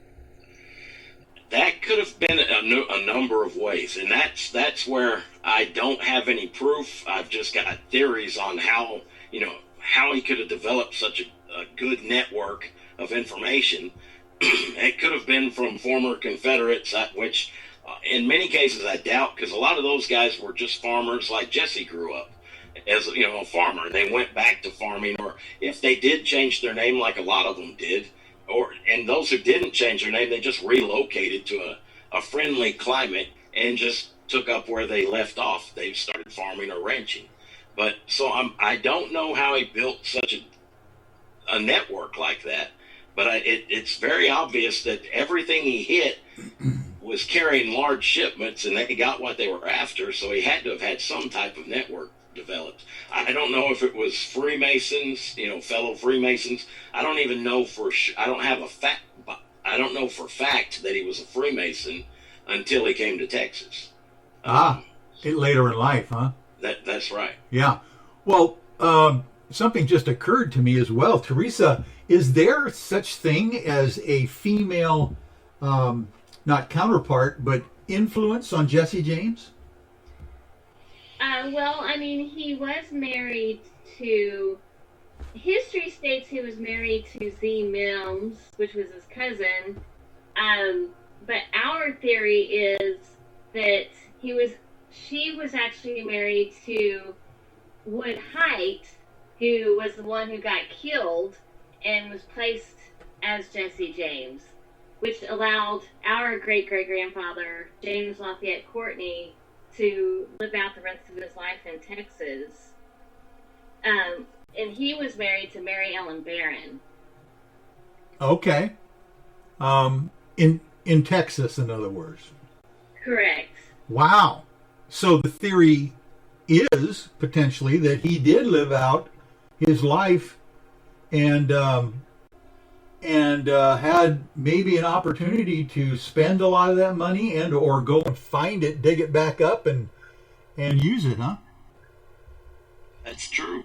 Well, a lot of the gold he had, he buried, and he didn't use that. But it has been one of the elderly gentlemen we used to know. He's passed since. Was George Roming. He was a 32nd degree Scottish Rite Freemason, and he had, after years of talking with him and getting to know him, he had told us a story when he was 10 to 12 years old. He was a young boy in Blevins, Texas, and he knew Jesse, a.k.a. James Lafayette Courtney, and Jesse was an old man. He passed away at the age of 97 in 1943. Jesse swore George to an oath and hired him to help him move 700 bars of gold, and each weighing approximately 15 pounds each. And that was one instance of, first of all, the James gang was never credited for robbing near that much gold. I mean, they stole a lot, but not that much. I mean, that's a lot of money. So that's just in one catch, and there were many other catches in that area. And George had also told us that Jesse and some of the former Quantrill's guerrillas during the early parts of the Great Depression helped save several of their local banks from collapsing. And I think it sounds like, he was a robber. He was no angel by any means, but he was also, later in life at least, helping people continue on with their business and helping the community by keeping the banks afloat.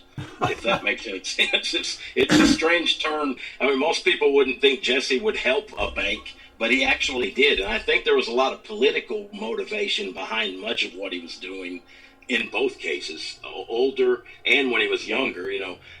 After the Civil War, a lot of people have asked me, why did he rob banks in the South if he was fighting for the South?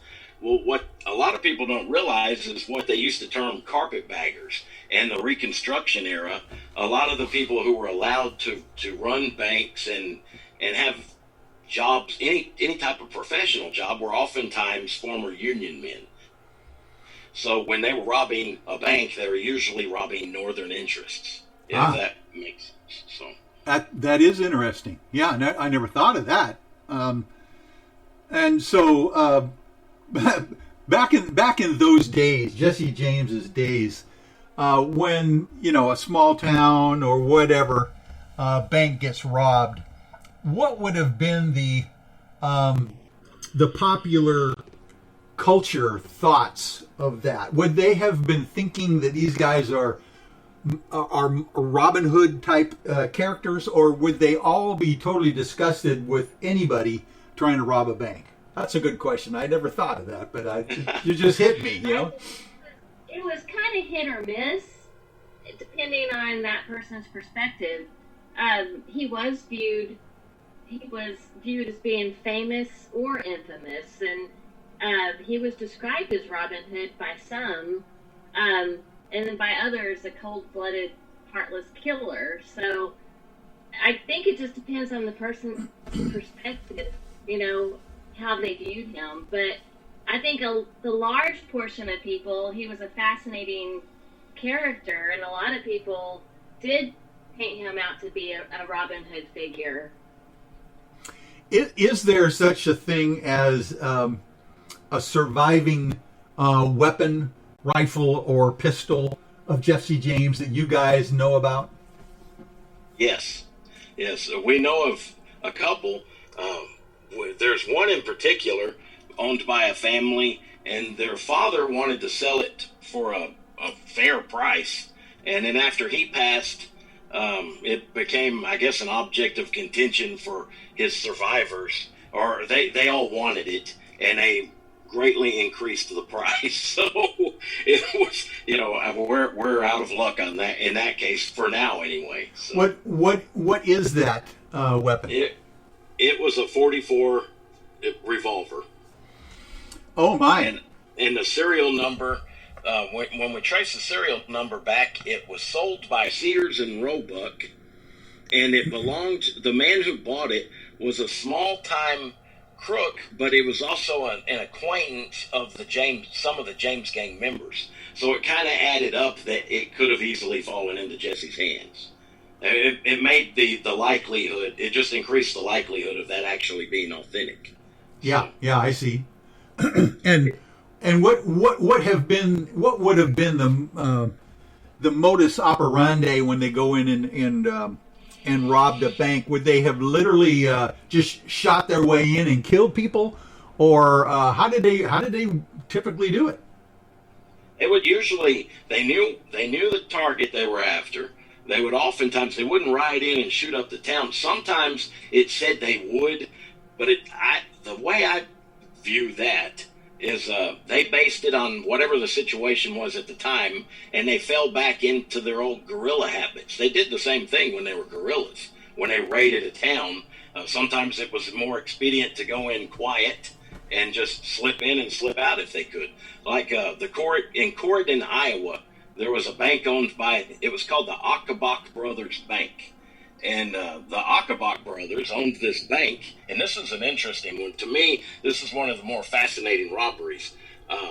there was a man named Henry Clay Dean, and he was described by Mark Twain as being a filthy man, like a wharf rat. He really filthy man, but he had a voice like a volcano, and he would just spew out beautiful speeches, and it would draw crowds from 50 miles away. And back in those days, 50 miles was a long journey. Yeah. So he must have been pretty famous for people to travel that far. Well, he happened to be in Corydon, Iowa this morning, and he was giving a speech on the other end of town from the bank. And he was speaking in favor of building a railroad near the town, through the town. And he was trying to sell that idea to all the people listening. And the whole town was behind it except for the main money men in the town, the Achenbach brothers. So, and the other interesting point about Henry Clay Dean is he was a well-known, they called him a Copperhead, a Southern sympathizer from the North. He was like a peace Democrat, and he sympathized with the South. So, but he was from the North, and anyway, he's given a speech in favor of the railroad. The Achenbach brothers were against the railroad and weren't going to fund it. And the James boys came in, took the money out of the bank. Nobody was there. They just waltzed in, got the money, and rode out casually. So casually that they rode past the speech, interrupted and said the bank had just been robbed. Some of the townspeople turned around and hushed them, saying, they didn't like their speech being interrupted. And so, Jesse and the others just rode on, and they got out of town. After they got out of sight, they took off, and, the posse was far too late to catch them. And it was just an interesting story, and it made me wonder if Henry Clay Dean wasn't in on that. Yeah.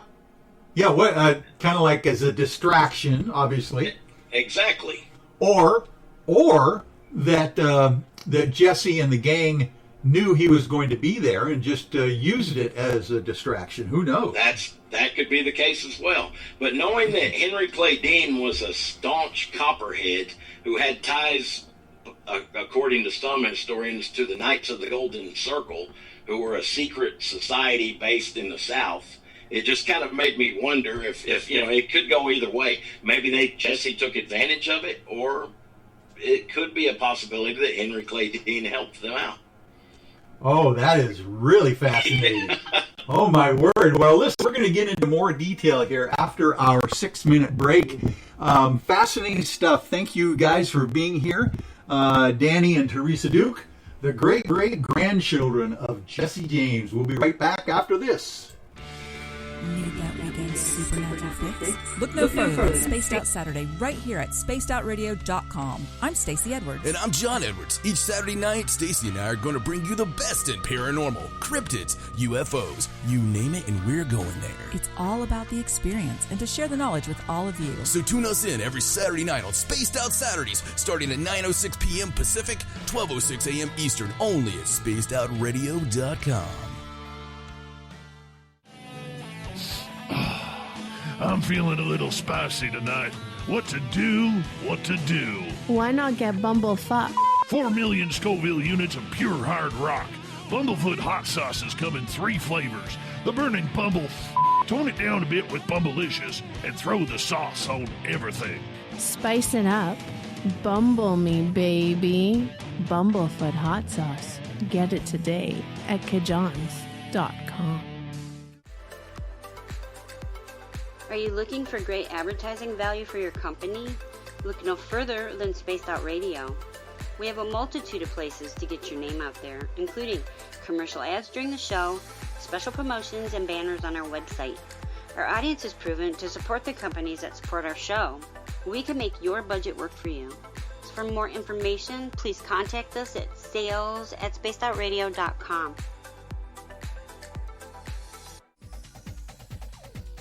Hey everybody, the SOR Space Travelers is open. For just $5 a month, you can hang out with Dave and our crew privately in our members-only section. With your signing, you'll receive newsletters on what's going on with Spaced Out Radio. You'll have direct contact with the host during the show in our chat, live streaming videos, and a great forum for your posts and more. Become a space traveler now at spacedoutradio.com.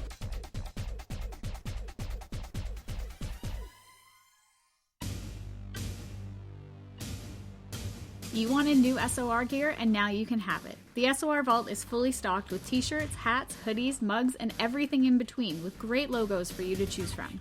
So head on over to spacedoutradio.com, click on the SOR Vault, and go shopping. Pricing is quite affordable, and you can look good representing your favorite show. So go to our website and pick up your new SOR wear at the SOR Vault today. Are you addicted to the woo? Good. Me too. This is Dave Scott, and you can woo it up with me every Monday through Friday, starting at 9:06 Pacific, 12:06 a.m. Eastern, for 3 hours of great entertainment in the subjects you love. UFOs, ghosts, cryptids, intuition. Yes, we hit it all 5 days a week. Look for us at spacedoutradio.com, where together, my friends, we own the night. At spacedoutradio.com, we are keeping you up to date on all the news with the SOR Newswire. Captain Shirk leads the team that is bringing you the news of the day and exclusive stories on everything paranormal and supernatural. It's free to read, it's updated daily, and it's right there for you. The SOR Newswire is a one-stop shop for the news of the day. Check it out at spacedoutradio.com today.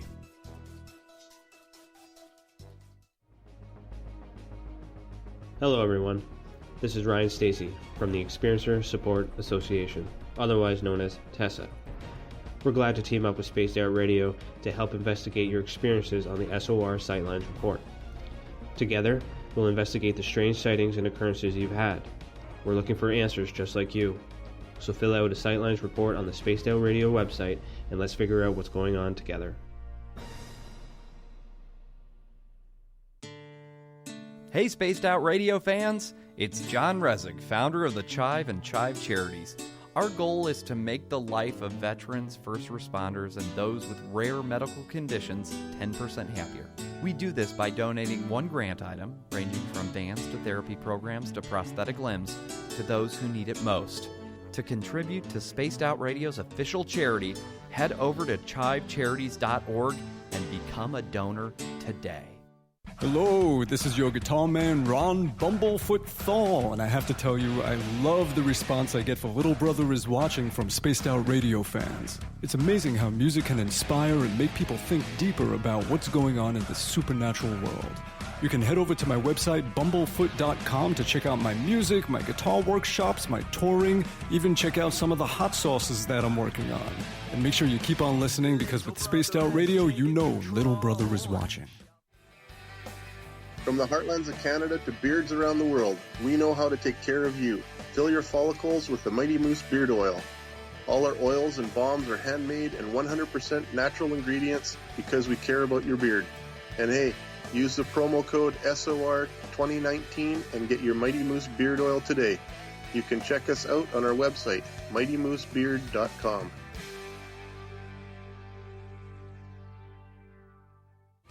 We're adding to the entertainment online for Spaced Out Radio. I'm Amber Beckrud, and I want to invite you to subscribe to our YouTube channel and check out Cryptid Tales, where I will take you on a journey into some of the strangest legends and lore from around the world, relaying the stories to you of the strange creatures and experiences that people have had throughout time. You can find Cryptid Tales at youtube.com/Spaced Out Radio, and while you're there, don't forget to check out our free archives and leave a comment. See you there.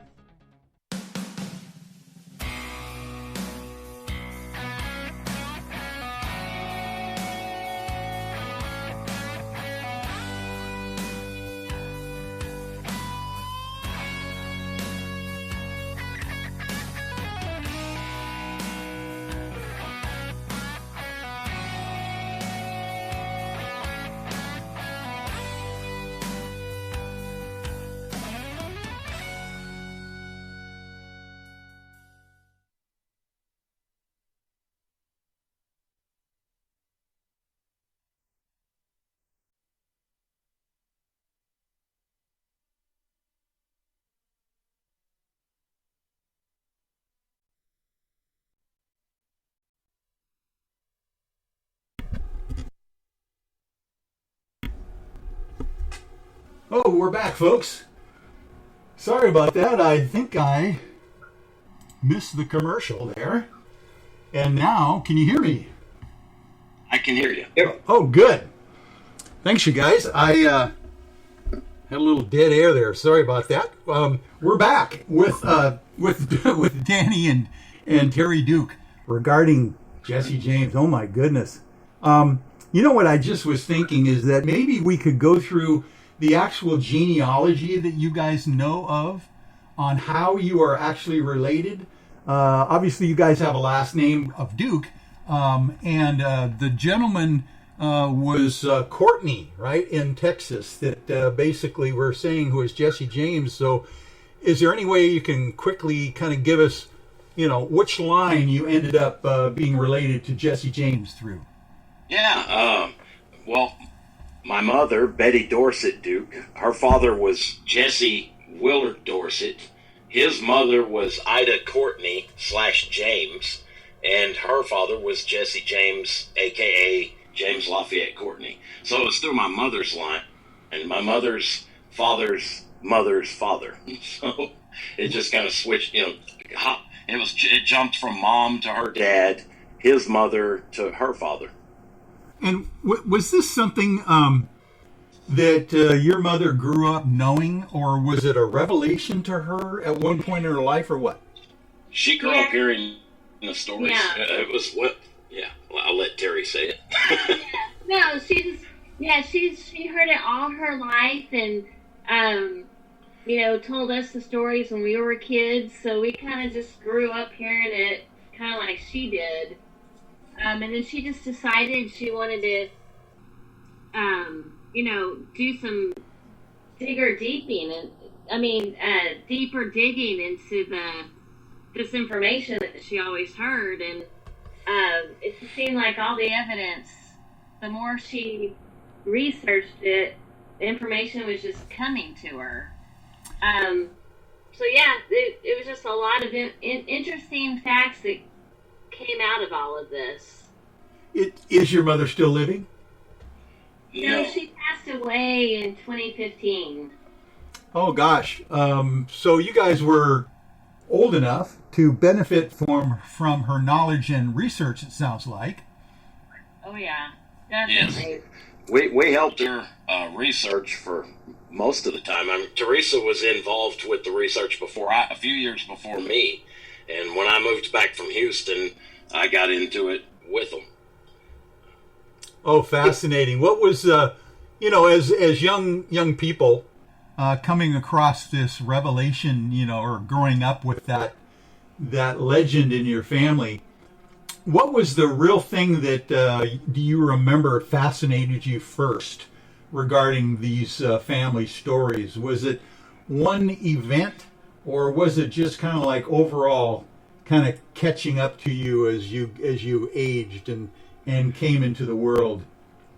With me, when I first heard the story, you grow up hearing it, so it's kind of common knowledge. But when I heard of the gold he had buried around his farm, that always just fascinated me. And reading J. Frank Dobie stories of buried gold and Spanish gold, prospectors, outlaw gold, all that, and then knowing that my family had a story that fit right in with that, and some of the biggest stories were part of J. Frank Dobie's stories. It just it blew me away.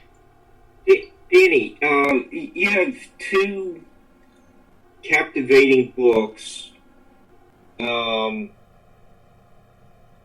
You and Teresa have just do a wonderful job of recreating history. When you go to, when you're featured speakers at these conferences or at a fancy Brazilian steakhouse, how are the audiences receiving all of these stories and this new insights into hidden history? Some people don't seem to really care much about history, and they're just like, oh, cool, and that's the end of that. But others they're pretty much split between some believe it and others just don't want to believe it. And we don't argue or we don't get in heated arguments. And when those who don't believe it ask for more information, we hand them the books and spit out a few facts and hand them the books and ask them to please debunk us.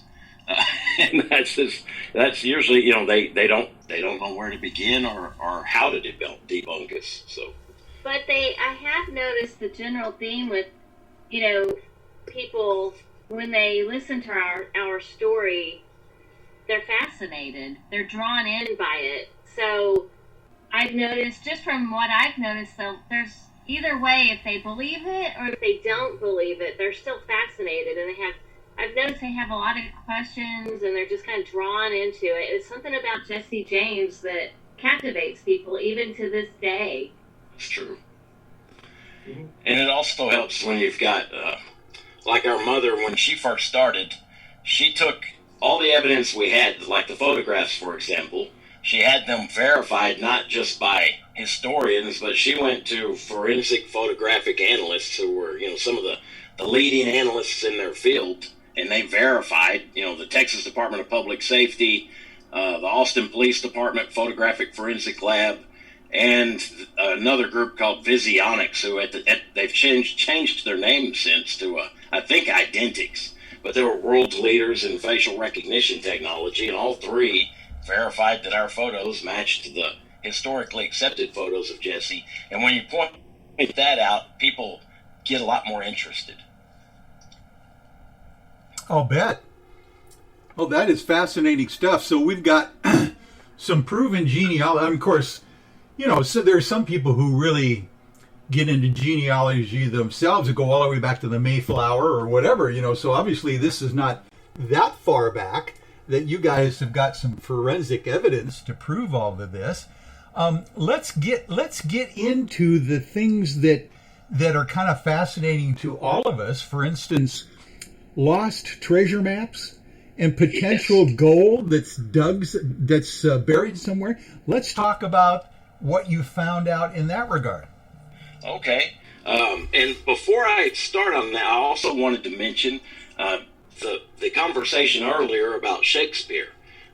Francis Bacon. Some people have voiced the opinion that Francis Bacon was involved in Shakespeare's works, and that the original manuscripts that haven't been found. Marie Bauer Hall, who was the wife of the late Manly Palmer Hall, a well-known 33rd degree Freemason, she had discovered the original foundations of a church called Bruton Parish Church in colonial Williamsburg, Virginia. When she discovered the foundations through decrypting anagrams in the cemetery of the churchyard and cryptographic messages or encrypted messages in the works of Shakespeare, which led her to the original foundations of this church. And all the leading experts at the time thought she was crazy. They didn't believe her, and she proved them wrong. She used the writings of Shakespeare and hidden messages in those writings to locate this church, and went further to state that there was a vault 22 feet beneath the church, the cemetery, in the yard of the church, of the churchyard, and that vault contained, among many other treasures, she believed some of the original manuscripts of Shakespeare. And I just wanted, and that ties in with the treasures that Jesse was connected to in a roundabout way. And the thing that interested me so much about that was they're all on a grid pattern. Jesse's treasures were buried on this same grid pattern that the treasures alleged to be from Francis Bacon in Williamsburg Parish, Williamsburg, Virginia, were said to have been buried on. So that automatically shows a link, in my opinion, to with Jesse and the group who was behind all this, being the Freemasons, Rosicrucians, and as far as I know, it ties back to the Knights Templar. Yeah. Oh, that's amazing, because people, I don't think, would have tied Jesse James to to the Freemasons or the Knights Templar, obviously, or any kind of grid pattern, awareness. Most people would, I think of Jesse James as an uneducated, bank robber, obviously. Yeah. And most people would think that. When I grew up, before we found out all this information, we had all thought of Jesse as not a dumb man, but we thought he was uneducated. He didn't have a chance for an education. He was too busy fighting in the Civil War. And, we didn't think anything. We thought, okay, he was a famous outlaw. He faked his death. That's the end of the story. And when we got into it, we uncovered just so many more rabbit holes. I mean, he was an important part in the treasures. He was an important part of American history.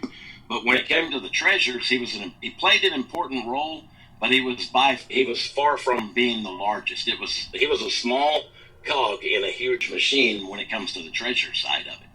But we did determine that he did have a higher purpose more than just being a bank robber. Yes. And if we put this grid system, lay it out across America, does your backyard fit into it? It actually, well, when you lay out the grid, there's three, it's one large grid, and it's got three templates, a small, medium, and large template. It covers the Americas. So it covers, it touches most parts of America. That said, it's like a city. When you lay out a city map, you lay out a grid, and you've got streets, there's occupied lots, and there's a lot of vacant lots. Well, with the treasure map, it reminds me of a city. You can liken it to a city, only it's got many more vacancies than occupied lots. But there are areas that are considered kind of hot spots, if you might say, for treasure. Texas has got a lot of treasures, Oklahoma, and different parts of the country. Canada, Pennsylvania had some. I mean, but there are a lot more vacancies. What do you mean by vacancies? Well, the template covers the Americas, and if you took out a map and you overlaid the template over the map of Canada, the United States, and Mexico, there would be area. The grid covers the whole thing. Only the hot spots where the treasures are located don't cover. They're not on every spot on the grid, if that makes sense. Oh, okay, yeah. Well, and so basically, you're saying that you've got a map like this, or you think one exists? Well, I discovered the map. And that was just I thought originally that these treasures belonged to the Knights of the Golden Circle. After I found out about the Knights of the Golden Circle, there's a treasure template that they were said to have used, which I came to believe later they didn't use. It was attributed to them. These treasures included treasures like Victoria Peak, New Mexico. And when you read about Victoria Peak, New Mexico, there were items and letters that were supposedly recovered from that treasure that predated the existence of the Knights of the Golden Circle by centuries. Wow. And I thought, okay, well, how can they have been involved if the treasure was already there and it predated their existence by centuries? So, and then as I kept going, I found more treasures. Places on the template, they're not only just treasures. A lot of them are of historic interest. The Los Lunas Decalogue stone in New Mexico, for example. It's a stone with Jewish writing. And the Indians, the Native Americans, when questioned about this, were told, they replied that it had always been there, as long as they knew.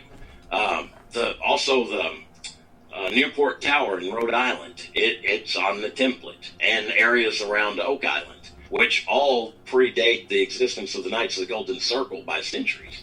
So, after so many instances of that happening, I came to rule out the Knights of the Golden Circle, and the finger started pointing more towards the involvement of Freemasons, Rosicrucians, and it tied back to, I believe, Francis Bacon, through different alchemists of throughout Europe, all the way through Jewish rabbis to the Knights Templar.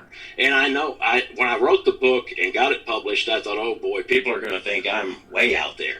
And the thing that made my whole decade, it was worth the current Knights Templar Grand Master, Timothy Hogan, wrote a glowing endorsement of my book backing up what I had said. He said I had cracked part of the code of the Knights Templar treasures, including the treasures that came out of Jerusalem.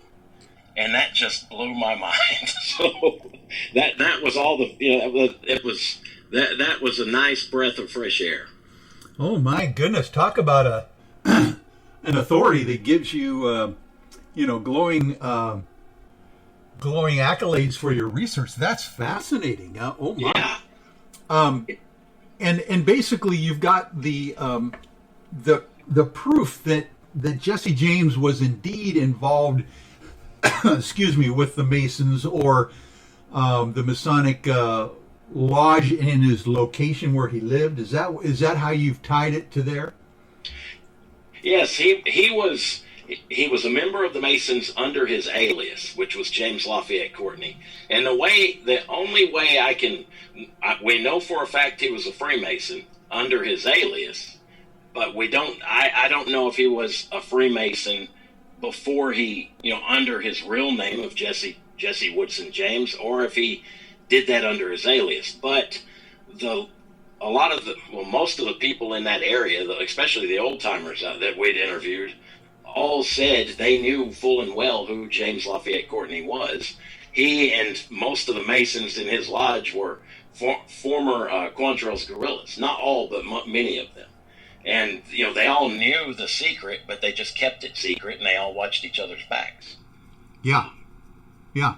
And, during the legacy of your great-great-grandfather, Jesse James, were there stories of him passing on his wealth through his estate at all or anything like that? No. When he died in 1943... half of his children stayed at home digging up the yard. They didn't go to the funeral. They wanted the gold. So it was said in the family that he had buried one catch and claimed that they'll never find that one. And as far as I know, no one's ever found that one. But it was sad to know that people do that kind of thing, and it was just sad to hear that it happened in our family as well. But that's just, I guess, human nature with some people. But obviously that points to the fact that supposedly the family knew that there were treasures there. Yeah, they knew that, and they also knew that he was Jesse James. So one of our elderly relatives, she's also passed away now. Her name was Mae Thompson. She had burned over 200 of his letters to other people, tying him back to Missouri because she was embarrassed to be related to an outlaw. Yet she wasn't too embarrassed to take all the farm that he had left her family. He had bought all his children farms and funds, supported them throughout their life. They weren't too ashamed to take his money, but they were too ashamed to take the name. So, but I also admit that was a different time, and I'm sure her husband was a Baptist preacher, so it may not have looked too good for the congregation or on them if the congregation knew, her grandfather was Jesse James. So. Danny, in your Jesse James and the Lost Templar Treasure, you do talk about Francis Bacon and the New Atlantis and Wren and the Invisible College. How do those Wren and Bacon are about 100 years apart, but is there a continuation of thought or an evolution of ideas that happened in that period that might have some impact on Jesse? Or could have. Is Masonic teachings, has that just been pretty much established since like Egyptian times? Well, I know that a lot of the much of this was passed down through Freemasons and Rosicrucians, and a lot of Jesse's family, for example, his father was a well-known Baptist minister, and he was a founder of William Jewell College. He had a lot of important political connections from in his circle. I know a lot of people in the Baptist church, and I'm not trying to smear anybody's name, but a lot of people in the Baptist church here in Texas were really big into the treasure side of this story. And some of that's coming out in my next book. I'm trying not to step on too many toes with this, but yes, there was a continuation of thought, and it I believe directly affected Jesse, either through his family or through some of his connections he made during the Civil War. For example, Albert Pike, well-known 33rd degree Freemason. He was a brigadier general for the Confederacy. He was also a very good friend of a lot of the Native American tribes in the Indian Territory, which is modern-day Oklahoma, and in Arkansas. During the Civil War, Quantrell's guerrillas, which included Jesse, were known to have camped quite often in areas, the same camps with Albert Pike. So he could have had his... It's not hard. Doesn't seem like it's going too far out on a limb to say that he could have. That's where he could have been introduced to a lot of this thinking, or his activities. And here's another example. One other quick example in Jesse's diary, our great-great-grandfather's diary that we have. He mentioned a trip. He detailed a trip to Louisiana he took with some of his gang members, and they went to Shreveport, hopped the river boat, went down the Red River to Natchitoches, and they ended up in Louisiana, stayed the night at a man's house named Gervais Fontenot. I found, on researching Gervais Fontenot, I found that Gervais was the nephew of the famous pirate Jean Lafitte. So I thought, okay, this is really getting wild. I mean, and it's documented. It's all true. I did his genealogy. He's Lafitte's nephew. And then I found out that Lafitte had during the War of 1812, had Masonic communications with Andrew Jackson, the President Andrew Jackson. Only it was when Andrew Jackson was a general. It was before he was president. But they had Masonic communications with one another. Well, we all know of Lafitte's treasure legends, or many do. He had supposedly buried a lot of gold in different areas throughout the Caribbean. And it seems to tie the same theme. It follows the same theme, if that makes sense. Lafitte was a pirate, some say a privateer, and he well-known, most call him a well-known pirate. He had Masonic communications with Andrew Jackson. The only way you can have Masonic communications is if you're a Mason. And then there's Jesse, who stayed with his nephew in Louisiana while they had committed several robberies. Oh my! And it just seems like a network that crosses generations. Oh yeah. Well, listen, we're going to have to. This is a great teaser right here. We're going to have to take a break right now and come back with the last segment of the show. But oh my word, you guys, what a family history you guys got to share. So thank you for all of that. Ladies and gentlemen, hang in there with us. We're going to be right back with more of Spaced Out Sunday right after this. Stay tuned. Need that weekend's supernatural fix? Look no further than Spaced Out Saturday right here at spacedoutradio.com. I'm Stacey Edwards. And I'm John Edwards. Each Saturday night, Stacey and I are going to bring you the best in paranormal, cryptids, UFOs, you name it, and we're going there. It's all about the experience and to share the knowledge with all of you. So tune us in every Saturday night on Spaced Out Saturdays, starting at 9:06 p.m. Pacific, 12:06 a.m. Eastern, only at spacedoutradio.com. I'm feeling a little spicy tonight. What to do? Why not get Bumblefuck? 4 million Scoville units of pure hard rock. Bumblefoot hot sauces come in 3 flavors. The burning Bumble. Tone it down a bit with Bumblicious and throw the sauce on everything. Spice it up. Bumble me, baby. Bumblefoot hot sauce. Get it today at kajans.com. Are you looking for great advertising value for your company? Look no further than Spaced Out Radio.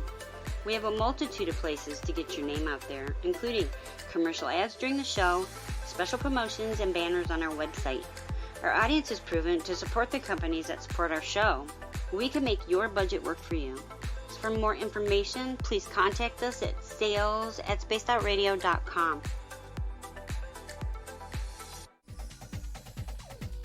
Hey everybody, the SOR Space Travelers is open. For just $5 a month, you can hang out with Dave and our crew privately in our members-only section. With your signing, you'll receive newsletters on what's going on with Spaced Out Radio. You'll have direct contact with the host during the show in our chat, live streaming videos, and a great forum for your posts and more.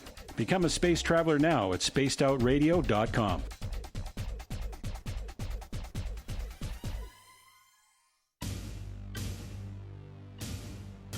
You wanted new SOR gear, and now you can have it. The SOR Vault is fully stocked with t-shirts, hats, hoodies, mugs, and everything in between, with great logos for you to choose from. So head on over to spacedoutradio.com, click on the SOR Vault, and go shopping. Pricing is quite affordable, and you can look good representing your favorite show.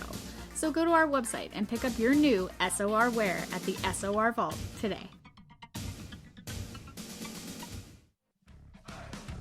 Are you addicted to the woo? Good. Me too. This is Dave Scott, and you can woo it up with me every Monday through Friday, starting at 9:06 Pacific, 12:06 a.m. Eastern, for 3 hours of great entertainment in the subjects you love. UFOs, ghosts, cryptids, intuition. Yes, we hit it all 5 days a week. Look for us at spacedoutradio.com, where together, my friends, we own the night. At spacedoutradio.com, we are keeping you up to date on all the news with the SOR Newswire. Captain Shirk leads the team that is bringing you the news of the day and exclusive stories on everything paranormal and supernatural. It's free to read, it's updated daily, and it's right there for you. The SOR Newswire is a one-stop shop for the news of the day. Check it out at spacedoutradio.com today.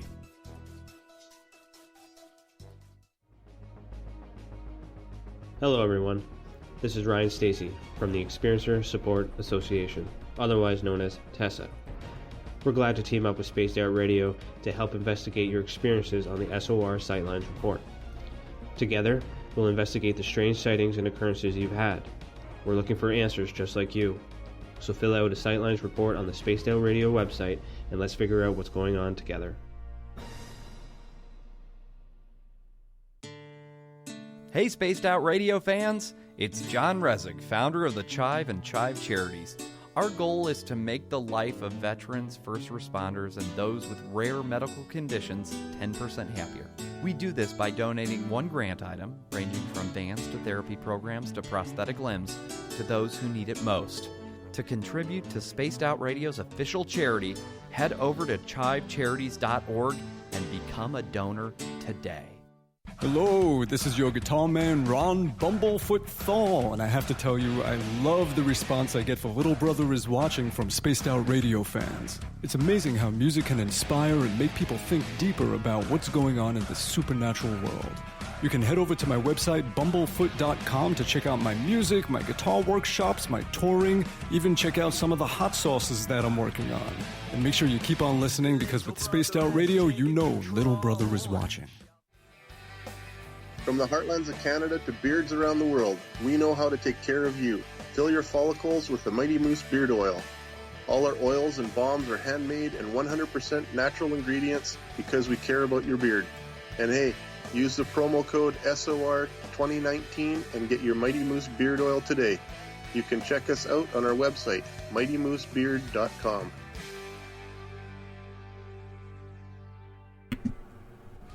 We're adding to the entertainment online for Spaced Out Radio. I'm Amber Beckard, and I want to invite you to subscribe to our YouTube channel and check out Cryptid Tales, where I will take you on a journey into some of the strangest legends and lore from around the world, relaying the stories to you of the strange creatures and experiences that people have had throughout time. You can find Cryptid Tales at youtube.com/Spaced Out Radio, and while you're there, don't forget to check out our free archives and leave a comment. See you there.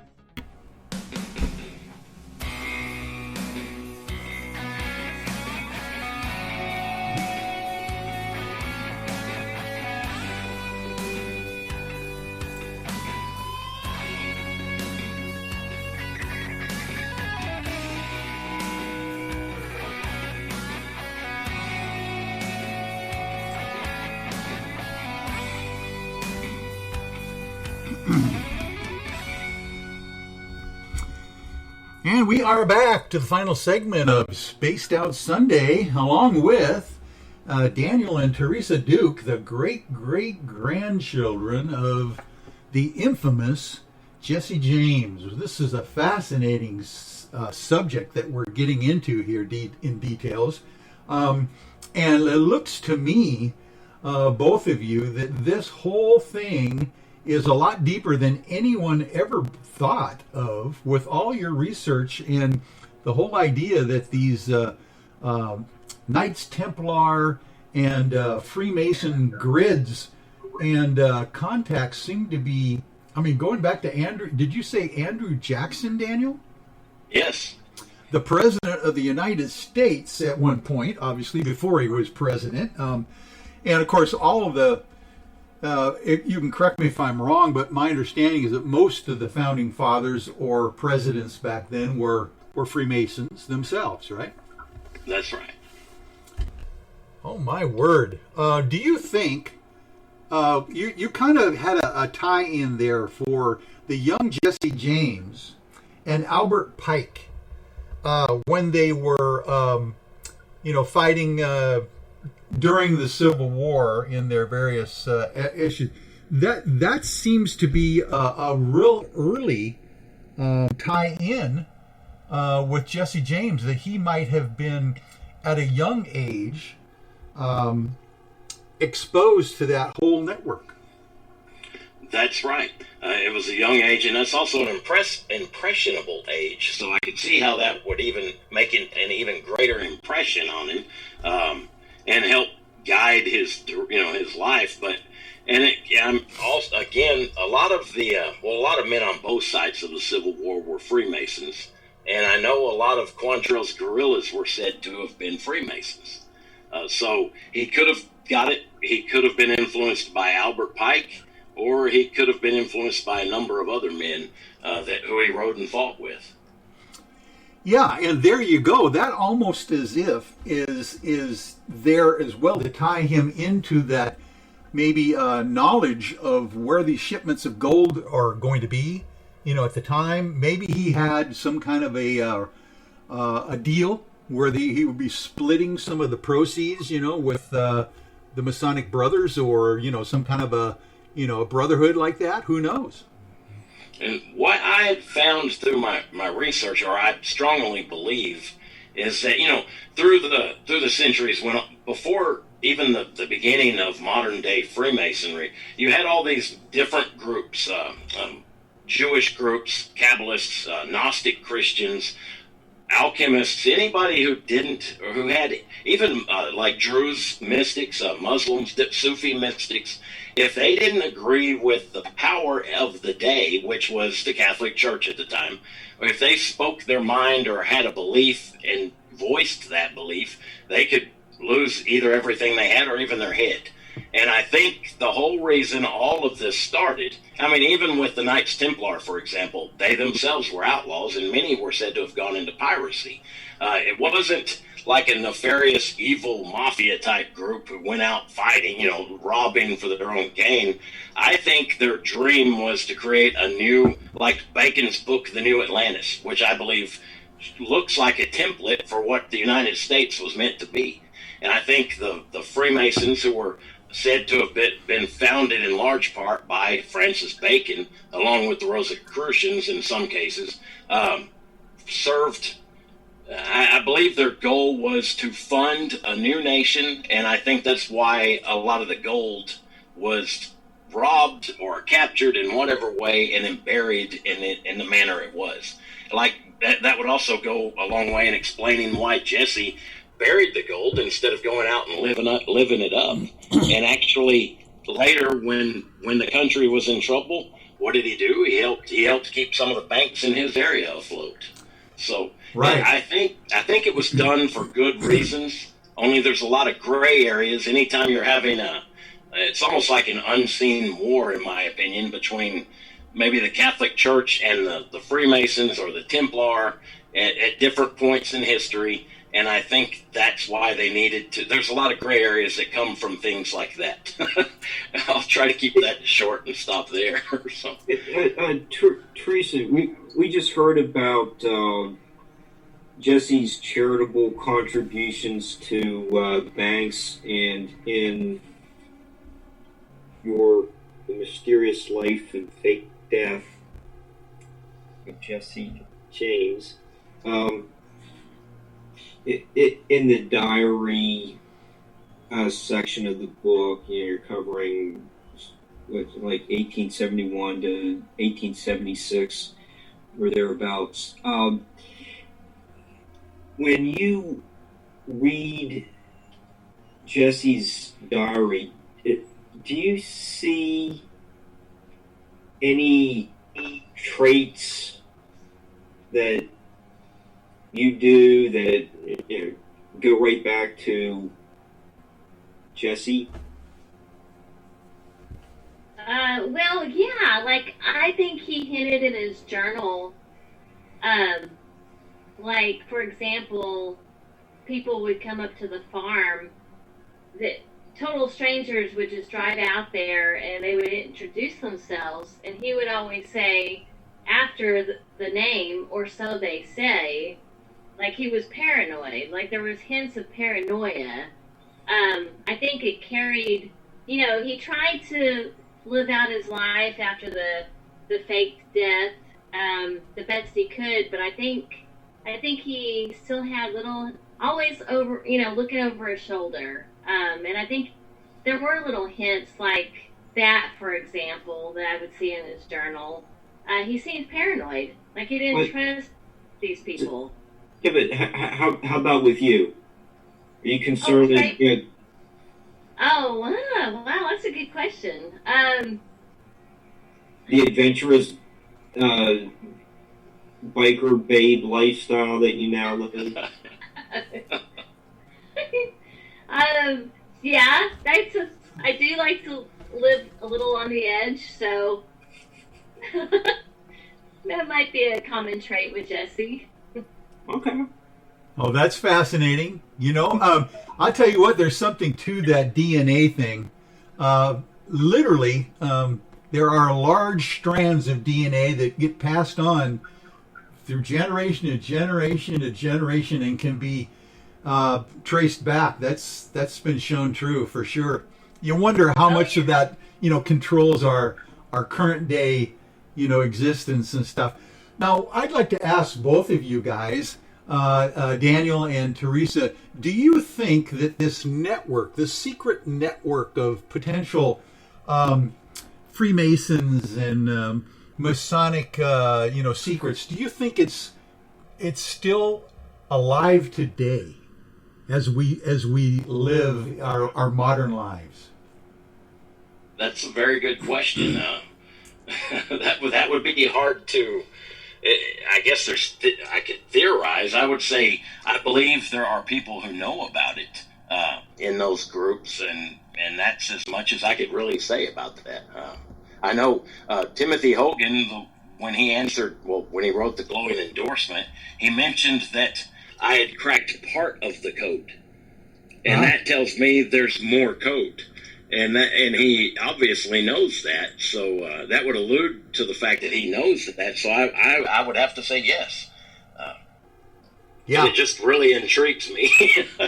What part of the code still needs to be discovered? I'd like to know that part. I don't know. Yeah, you're pretty thorough in your writing. Where do you think you need to go down that other rabbit hole? There were numerous rabbit holes that I kept away from while doing my research, just because at the time I wasn't sure if they were important rabbit holes to follow. And little bits of information. I've got notebooks full of information I never followed up, and I since that first book, when I get the time, I'm always going back and trying to see if some of those don't now, maybe if I go over them now, it may seem much more important than it did when I first came across it.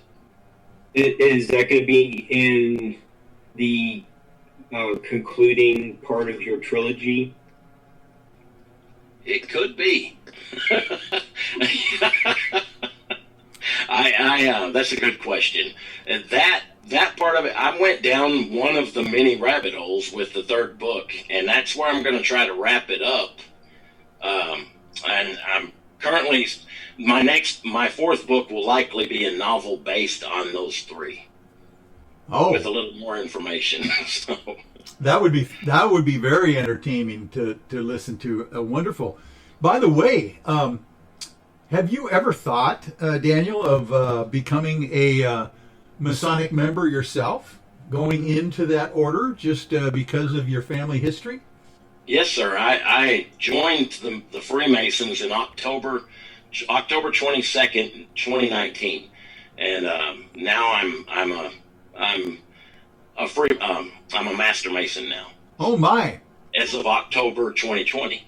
So I'm glad I asked that. That's fascinating. I both my father and grandfather on my dad's side were Masons. I've got some of their regalia, as the oldest son, of that Hall family lineage. But I had no pressure, no introduction to the Masonic system myself. That was fascinating to me to realize that both of my dad and his father were, and no one even talked to me about it. It's an interesting organization. I've heard similar stories from my brother Masons. A lot of them didn't even know their father was a Mason until the funeral. Yeah, exactly. Matter of fact, that's when I really found out, because I came across his Masonic apron. For some reason, I was going through his things just before the funeral and found that, and it became important to get it to the funeral director. That was fascinating. Weird. That's amazing. Yeah, it just out of the blue, I just came across it. So, just a weird family story right there. Well, listen, oh my word! I always ask at about this time during our interview before we wrap up here. There is probably something that I've forgotten to ask you, or that you would still like to get out that we haven't covered. Is there anything either one of you would like to bring up at this point that we can get into? Teresa I wanted to give credit to my sister. She had found some of the most important photographs and information that led us to the conclusions we came to. For example, shortly after our mother died, Teresa discovered a photo of Jesse attending his own funeral. And that just blew me away. We were all blown away. And I'll let her describe that better if she'd like. Oh, well, yeah, I found a picture. So there were always stories in the background that Jesse attended the funeral. That was supposedly him, but we know it wasn't. But that he attended that funeral. So I was always trying to find some, just information to back that up. And I came across a picture, and sure enough, it was Jesse James with his mom, and Frank was in the picture at the funeral. So yeah, it was really exciting. It was just a real exciting find. Just one more thing to add to the list of facts we have to back up that Jesse, didn't die, as history states. But I think the biggest thing I want to get out, they said in 1995 they did the DNA that said that he was 99%, that was Jesse in the grave in Missouri, but we have lots of evidence to back up that they didn't prove anything in 1995 with that exhumation. And that's covered in the books as well. It's really in-depth information, but I think that's something that people really need to take a look at when they read the book, because they didn't prove anything in 1995. So that's what I wanted to get out. What were they trying to prove in 1995? 95. Tell us what the theory was. That Jesse James died, as history states, in 1882. That he was shot in the head by Bob and Charlie Ford and buried in Missouri. Because, people all throughout history, when they said he died, the newspapers back then didn't even believe it. They said he had attempted his death so many times to fake his death that people didn't believe it. And so it was always a lingering question, like, did he really die or not? So they wanted to try to prove with DNA that, yeah, that's Jesse. He did die in 1882. But it's interesting. There was a lot of stuff we uncovered in there to prove that he didn't. So, what was the proof that you basically proved that it wasn't him in that grave? Well, they stated that they had teeth that they matched with some relatives. There were known Jesse James relatives and descendants of Jesse James. But in our research, we found out that the teeth that they compared to the relatives, first of all, they didn't have the teeth that came. It wasn't like a direct. Well, the teeth they got wasn't even from the grave they exhumed. Yeah. The teeth they found was in a Tupperware bowl that had been exhumed by an amateur, and it wasn't even exhumed. One of the former curators of the museum in 1978 dug up parts of the yard near the original grave and found dog teeth, hog teeth, and several animal bones. And he kept it in a Tupperware bowl, and that's the tooth they used for their so-called proof. Yeah, you're supposed to have a strict chain of, what's the word I'm looking for, Danny? Chain of custody. Chain of custody, yes. Yeah, chain of custody, and they didn't have that. They didn't have the teeth weren't, and also the relatives. There was a discrepancy with their genealogy, so it wasn't, nothing was proven. And the hair they tested. Yeah. There was the toxicology reports really didn't match what was known about Jesse. Yes. Exactly. Yeah, there's so many discrepancies. Tobacco-stained teeth. Jesse was known not to have used tobacco, yet his cousin Wood Height was a heavy tobacco user. And that was just one more piece that linked it to being Wood Height and not Jesse. There were, and even the grave they exhumed had more than one body in it. There was a lady buried in the same grave. And the coffin they dug up didn't even match the coffin that Jesse was said to have been buried in. Yep. And it just goes on and on. There's a long list of big discrepancies and outright lies also. For example, one of the attorneys who was opposing the dig, he was in charge of a sample of hair that was said to have been Jesse's. They got a court order telling him to turn the hair over for testing. He didn't agree with it, and he told my mother and I to our face. His name was Stephen Caruso. He was the Clay County Parks Director at the time. He pulled the hair out of his friend's head and submitted that. And they tested that, and on all these documentaries came out saying, oh, it matches Jesse's hair. And it was from his friend's head, who was the Clay County Parks Director, John Hartman. So, I mean, there's a lot of wild stories in there. Oh, my. Have either one of you thought of consulting a psychic or somebody that would go into the ether to give you additional information that you could potentially verify elsewhere? That's a good suggestion. Yeah, it is. I haven't thought of it, but that is a great suggestion. I mean, as the paranormal lawyer, I think of these things. Awesome. I mean, literally, there is a court case in the turn of the century where a testimony from a ghost as instrumental in convicting someone of capital murder. Wow. And That's an interesting story.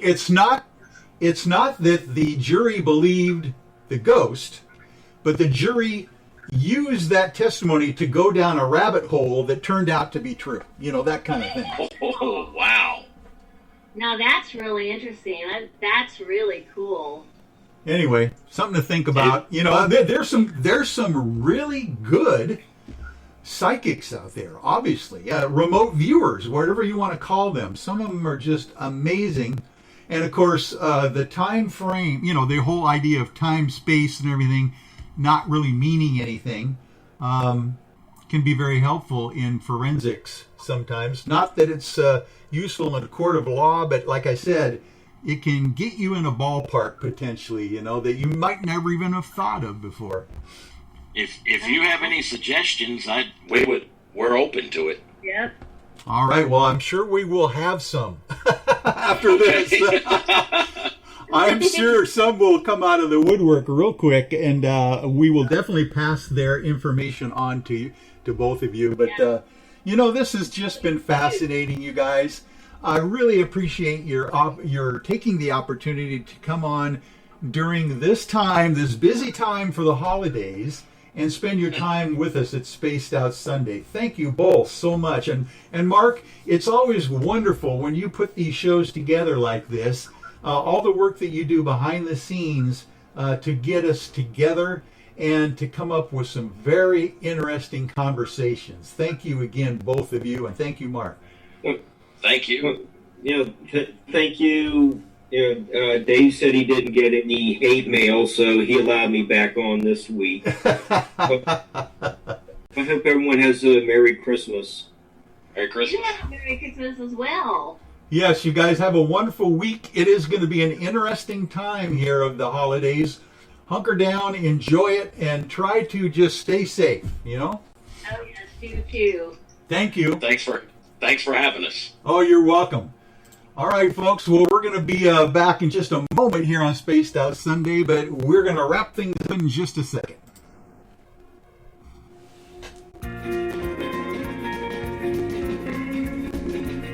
There once was a man who had some land in eastern Washington. And on his land, this man, he had a deep, dark hole upon.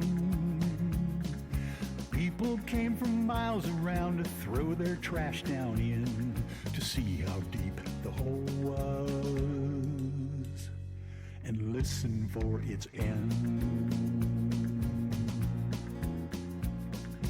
Then one day, that fateful day, they forced Mel off his land. They paid him off and sent him off down under with a plan. They hid Mel's hole and covered it up so ne'er it could be found, so no one would ever know what's deep down in Mel's ground. Yippee-yi-yay, yippee-yi-oh. There's no bottom to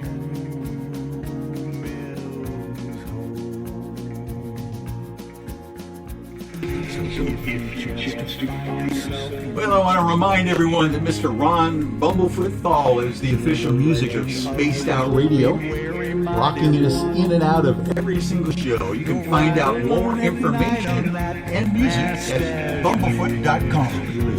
Special thanks to everyone listening in at home, in your cars, at work, and in the chat rooms wherever you are around the world.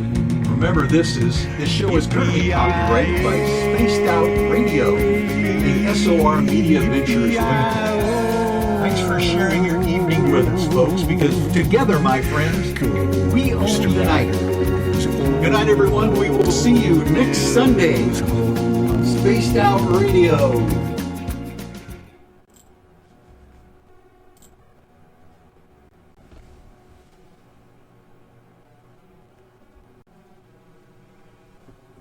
Okay.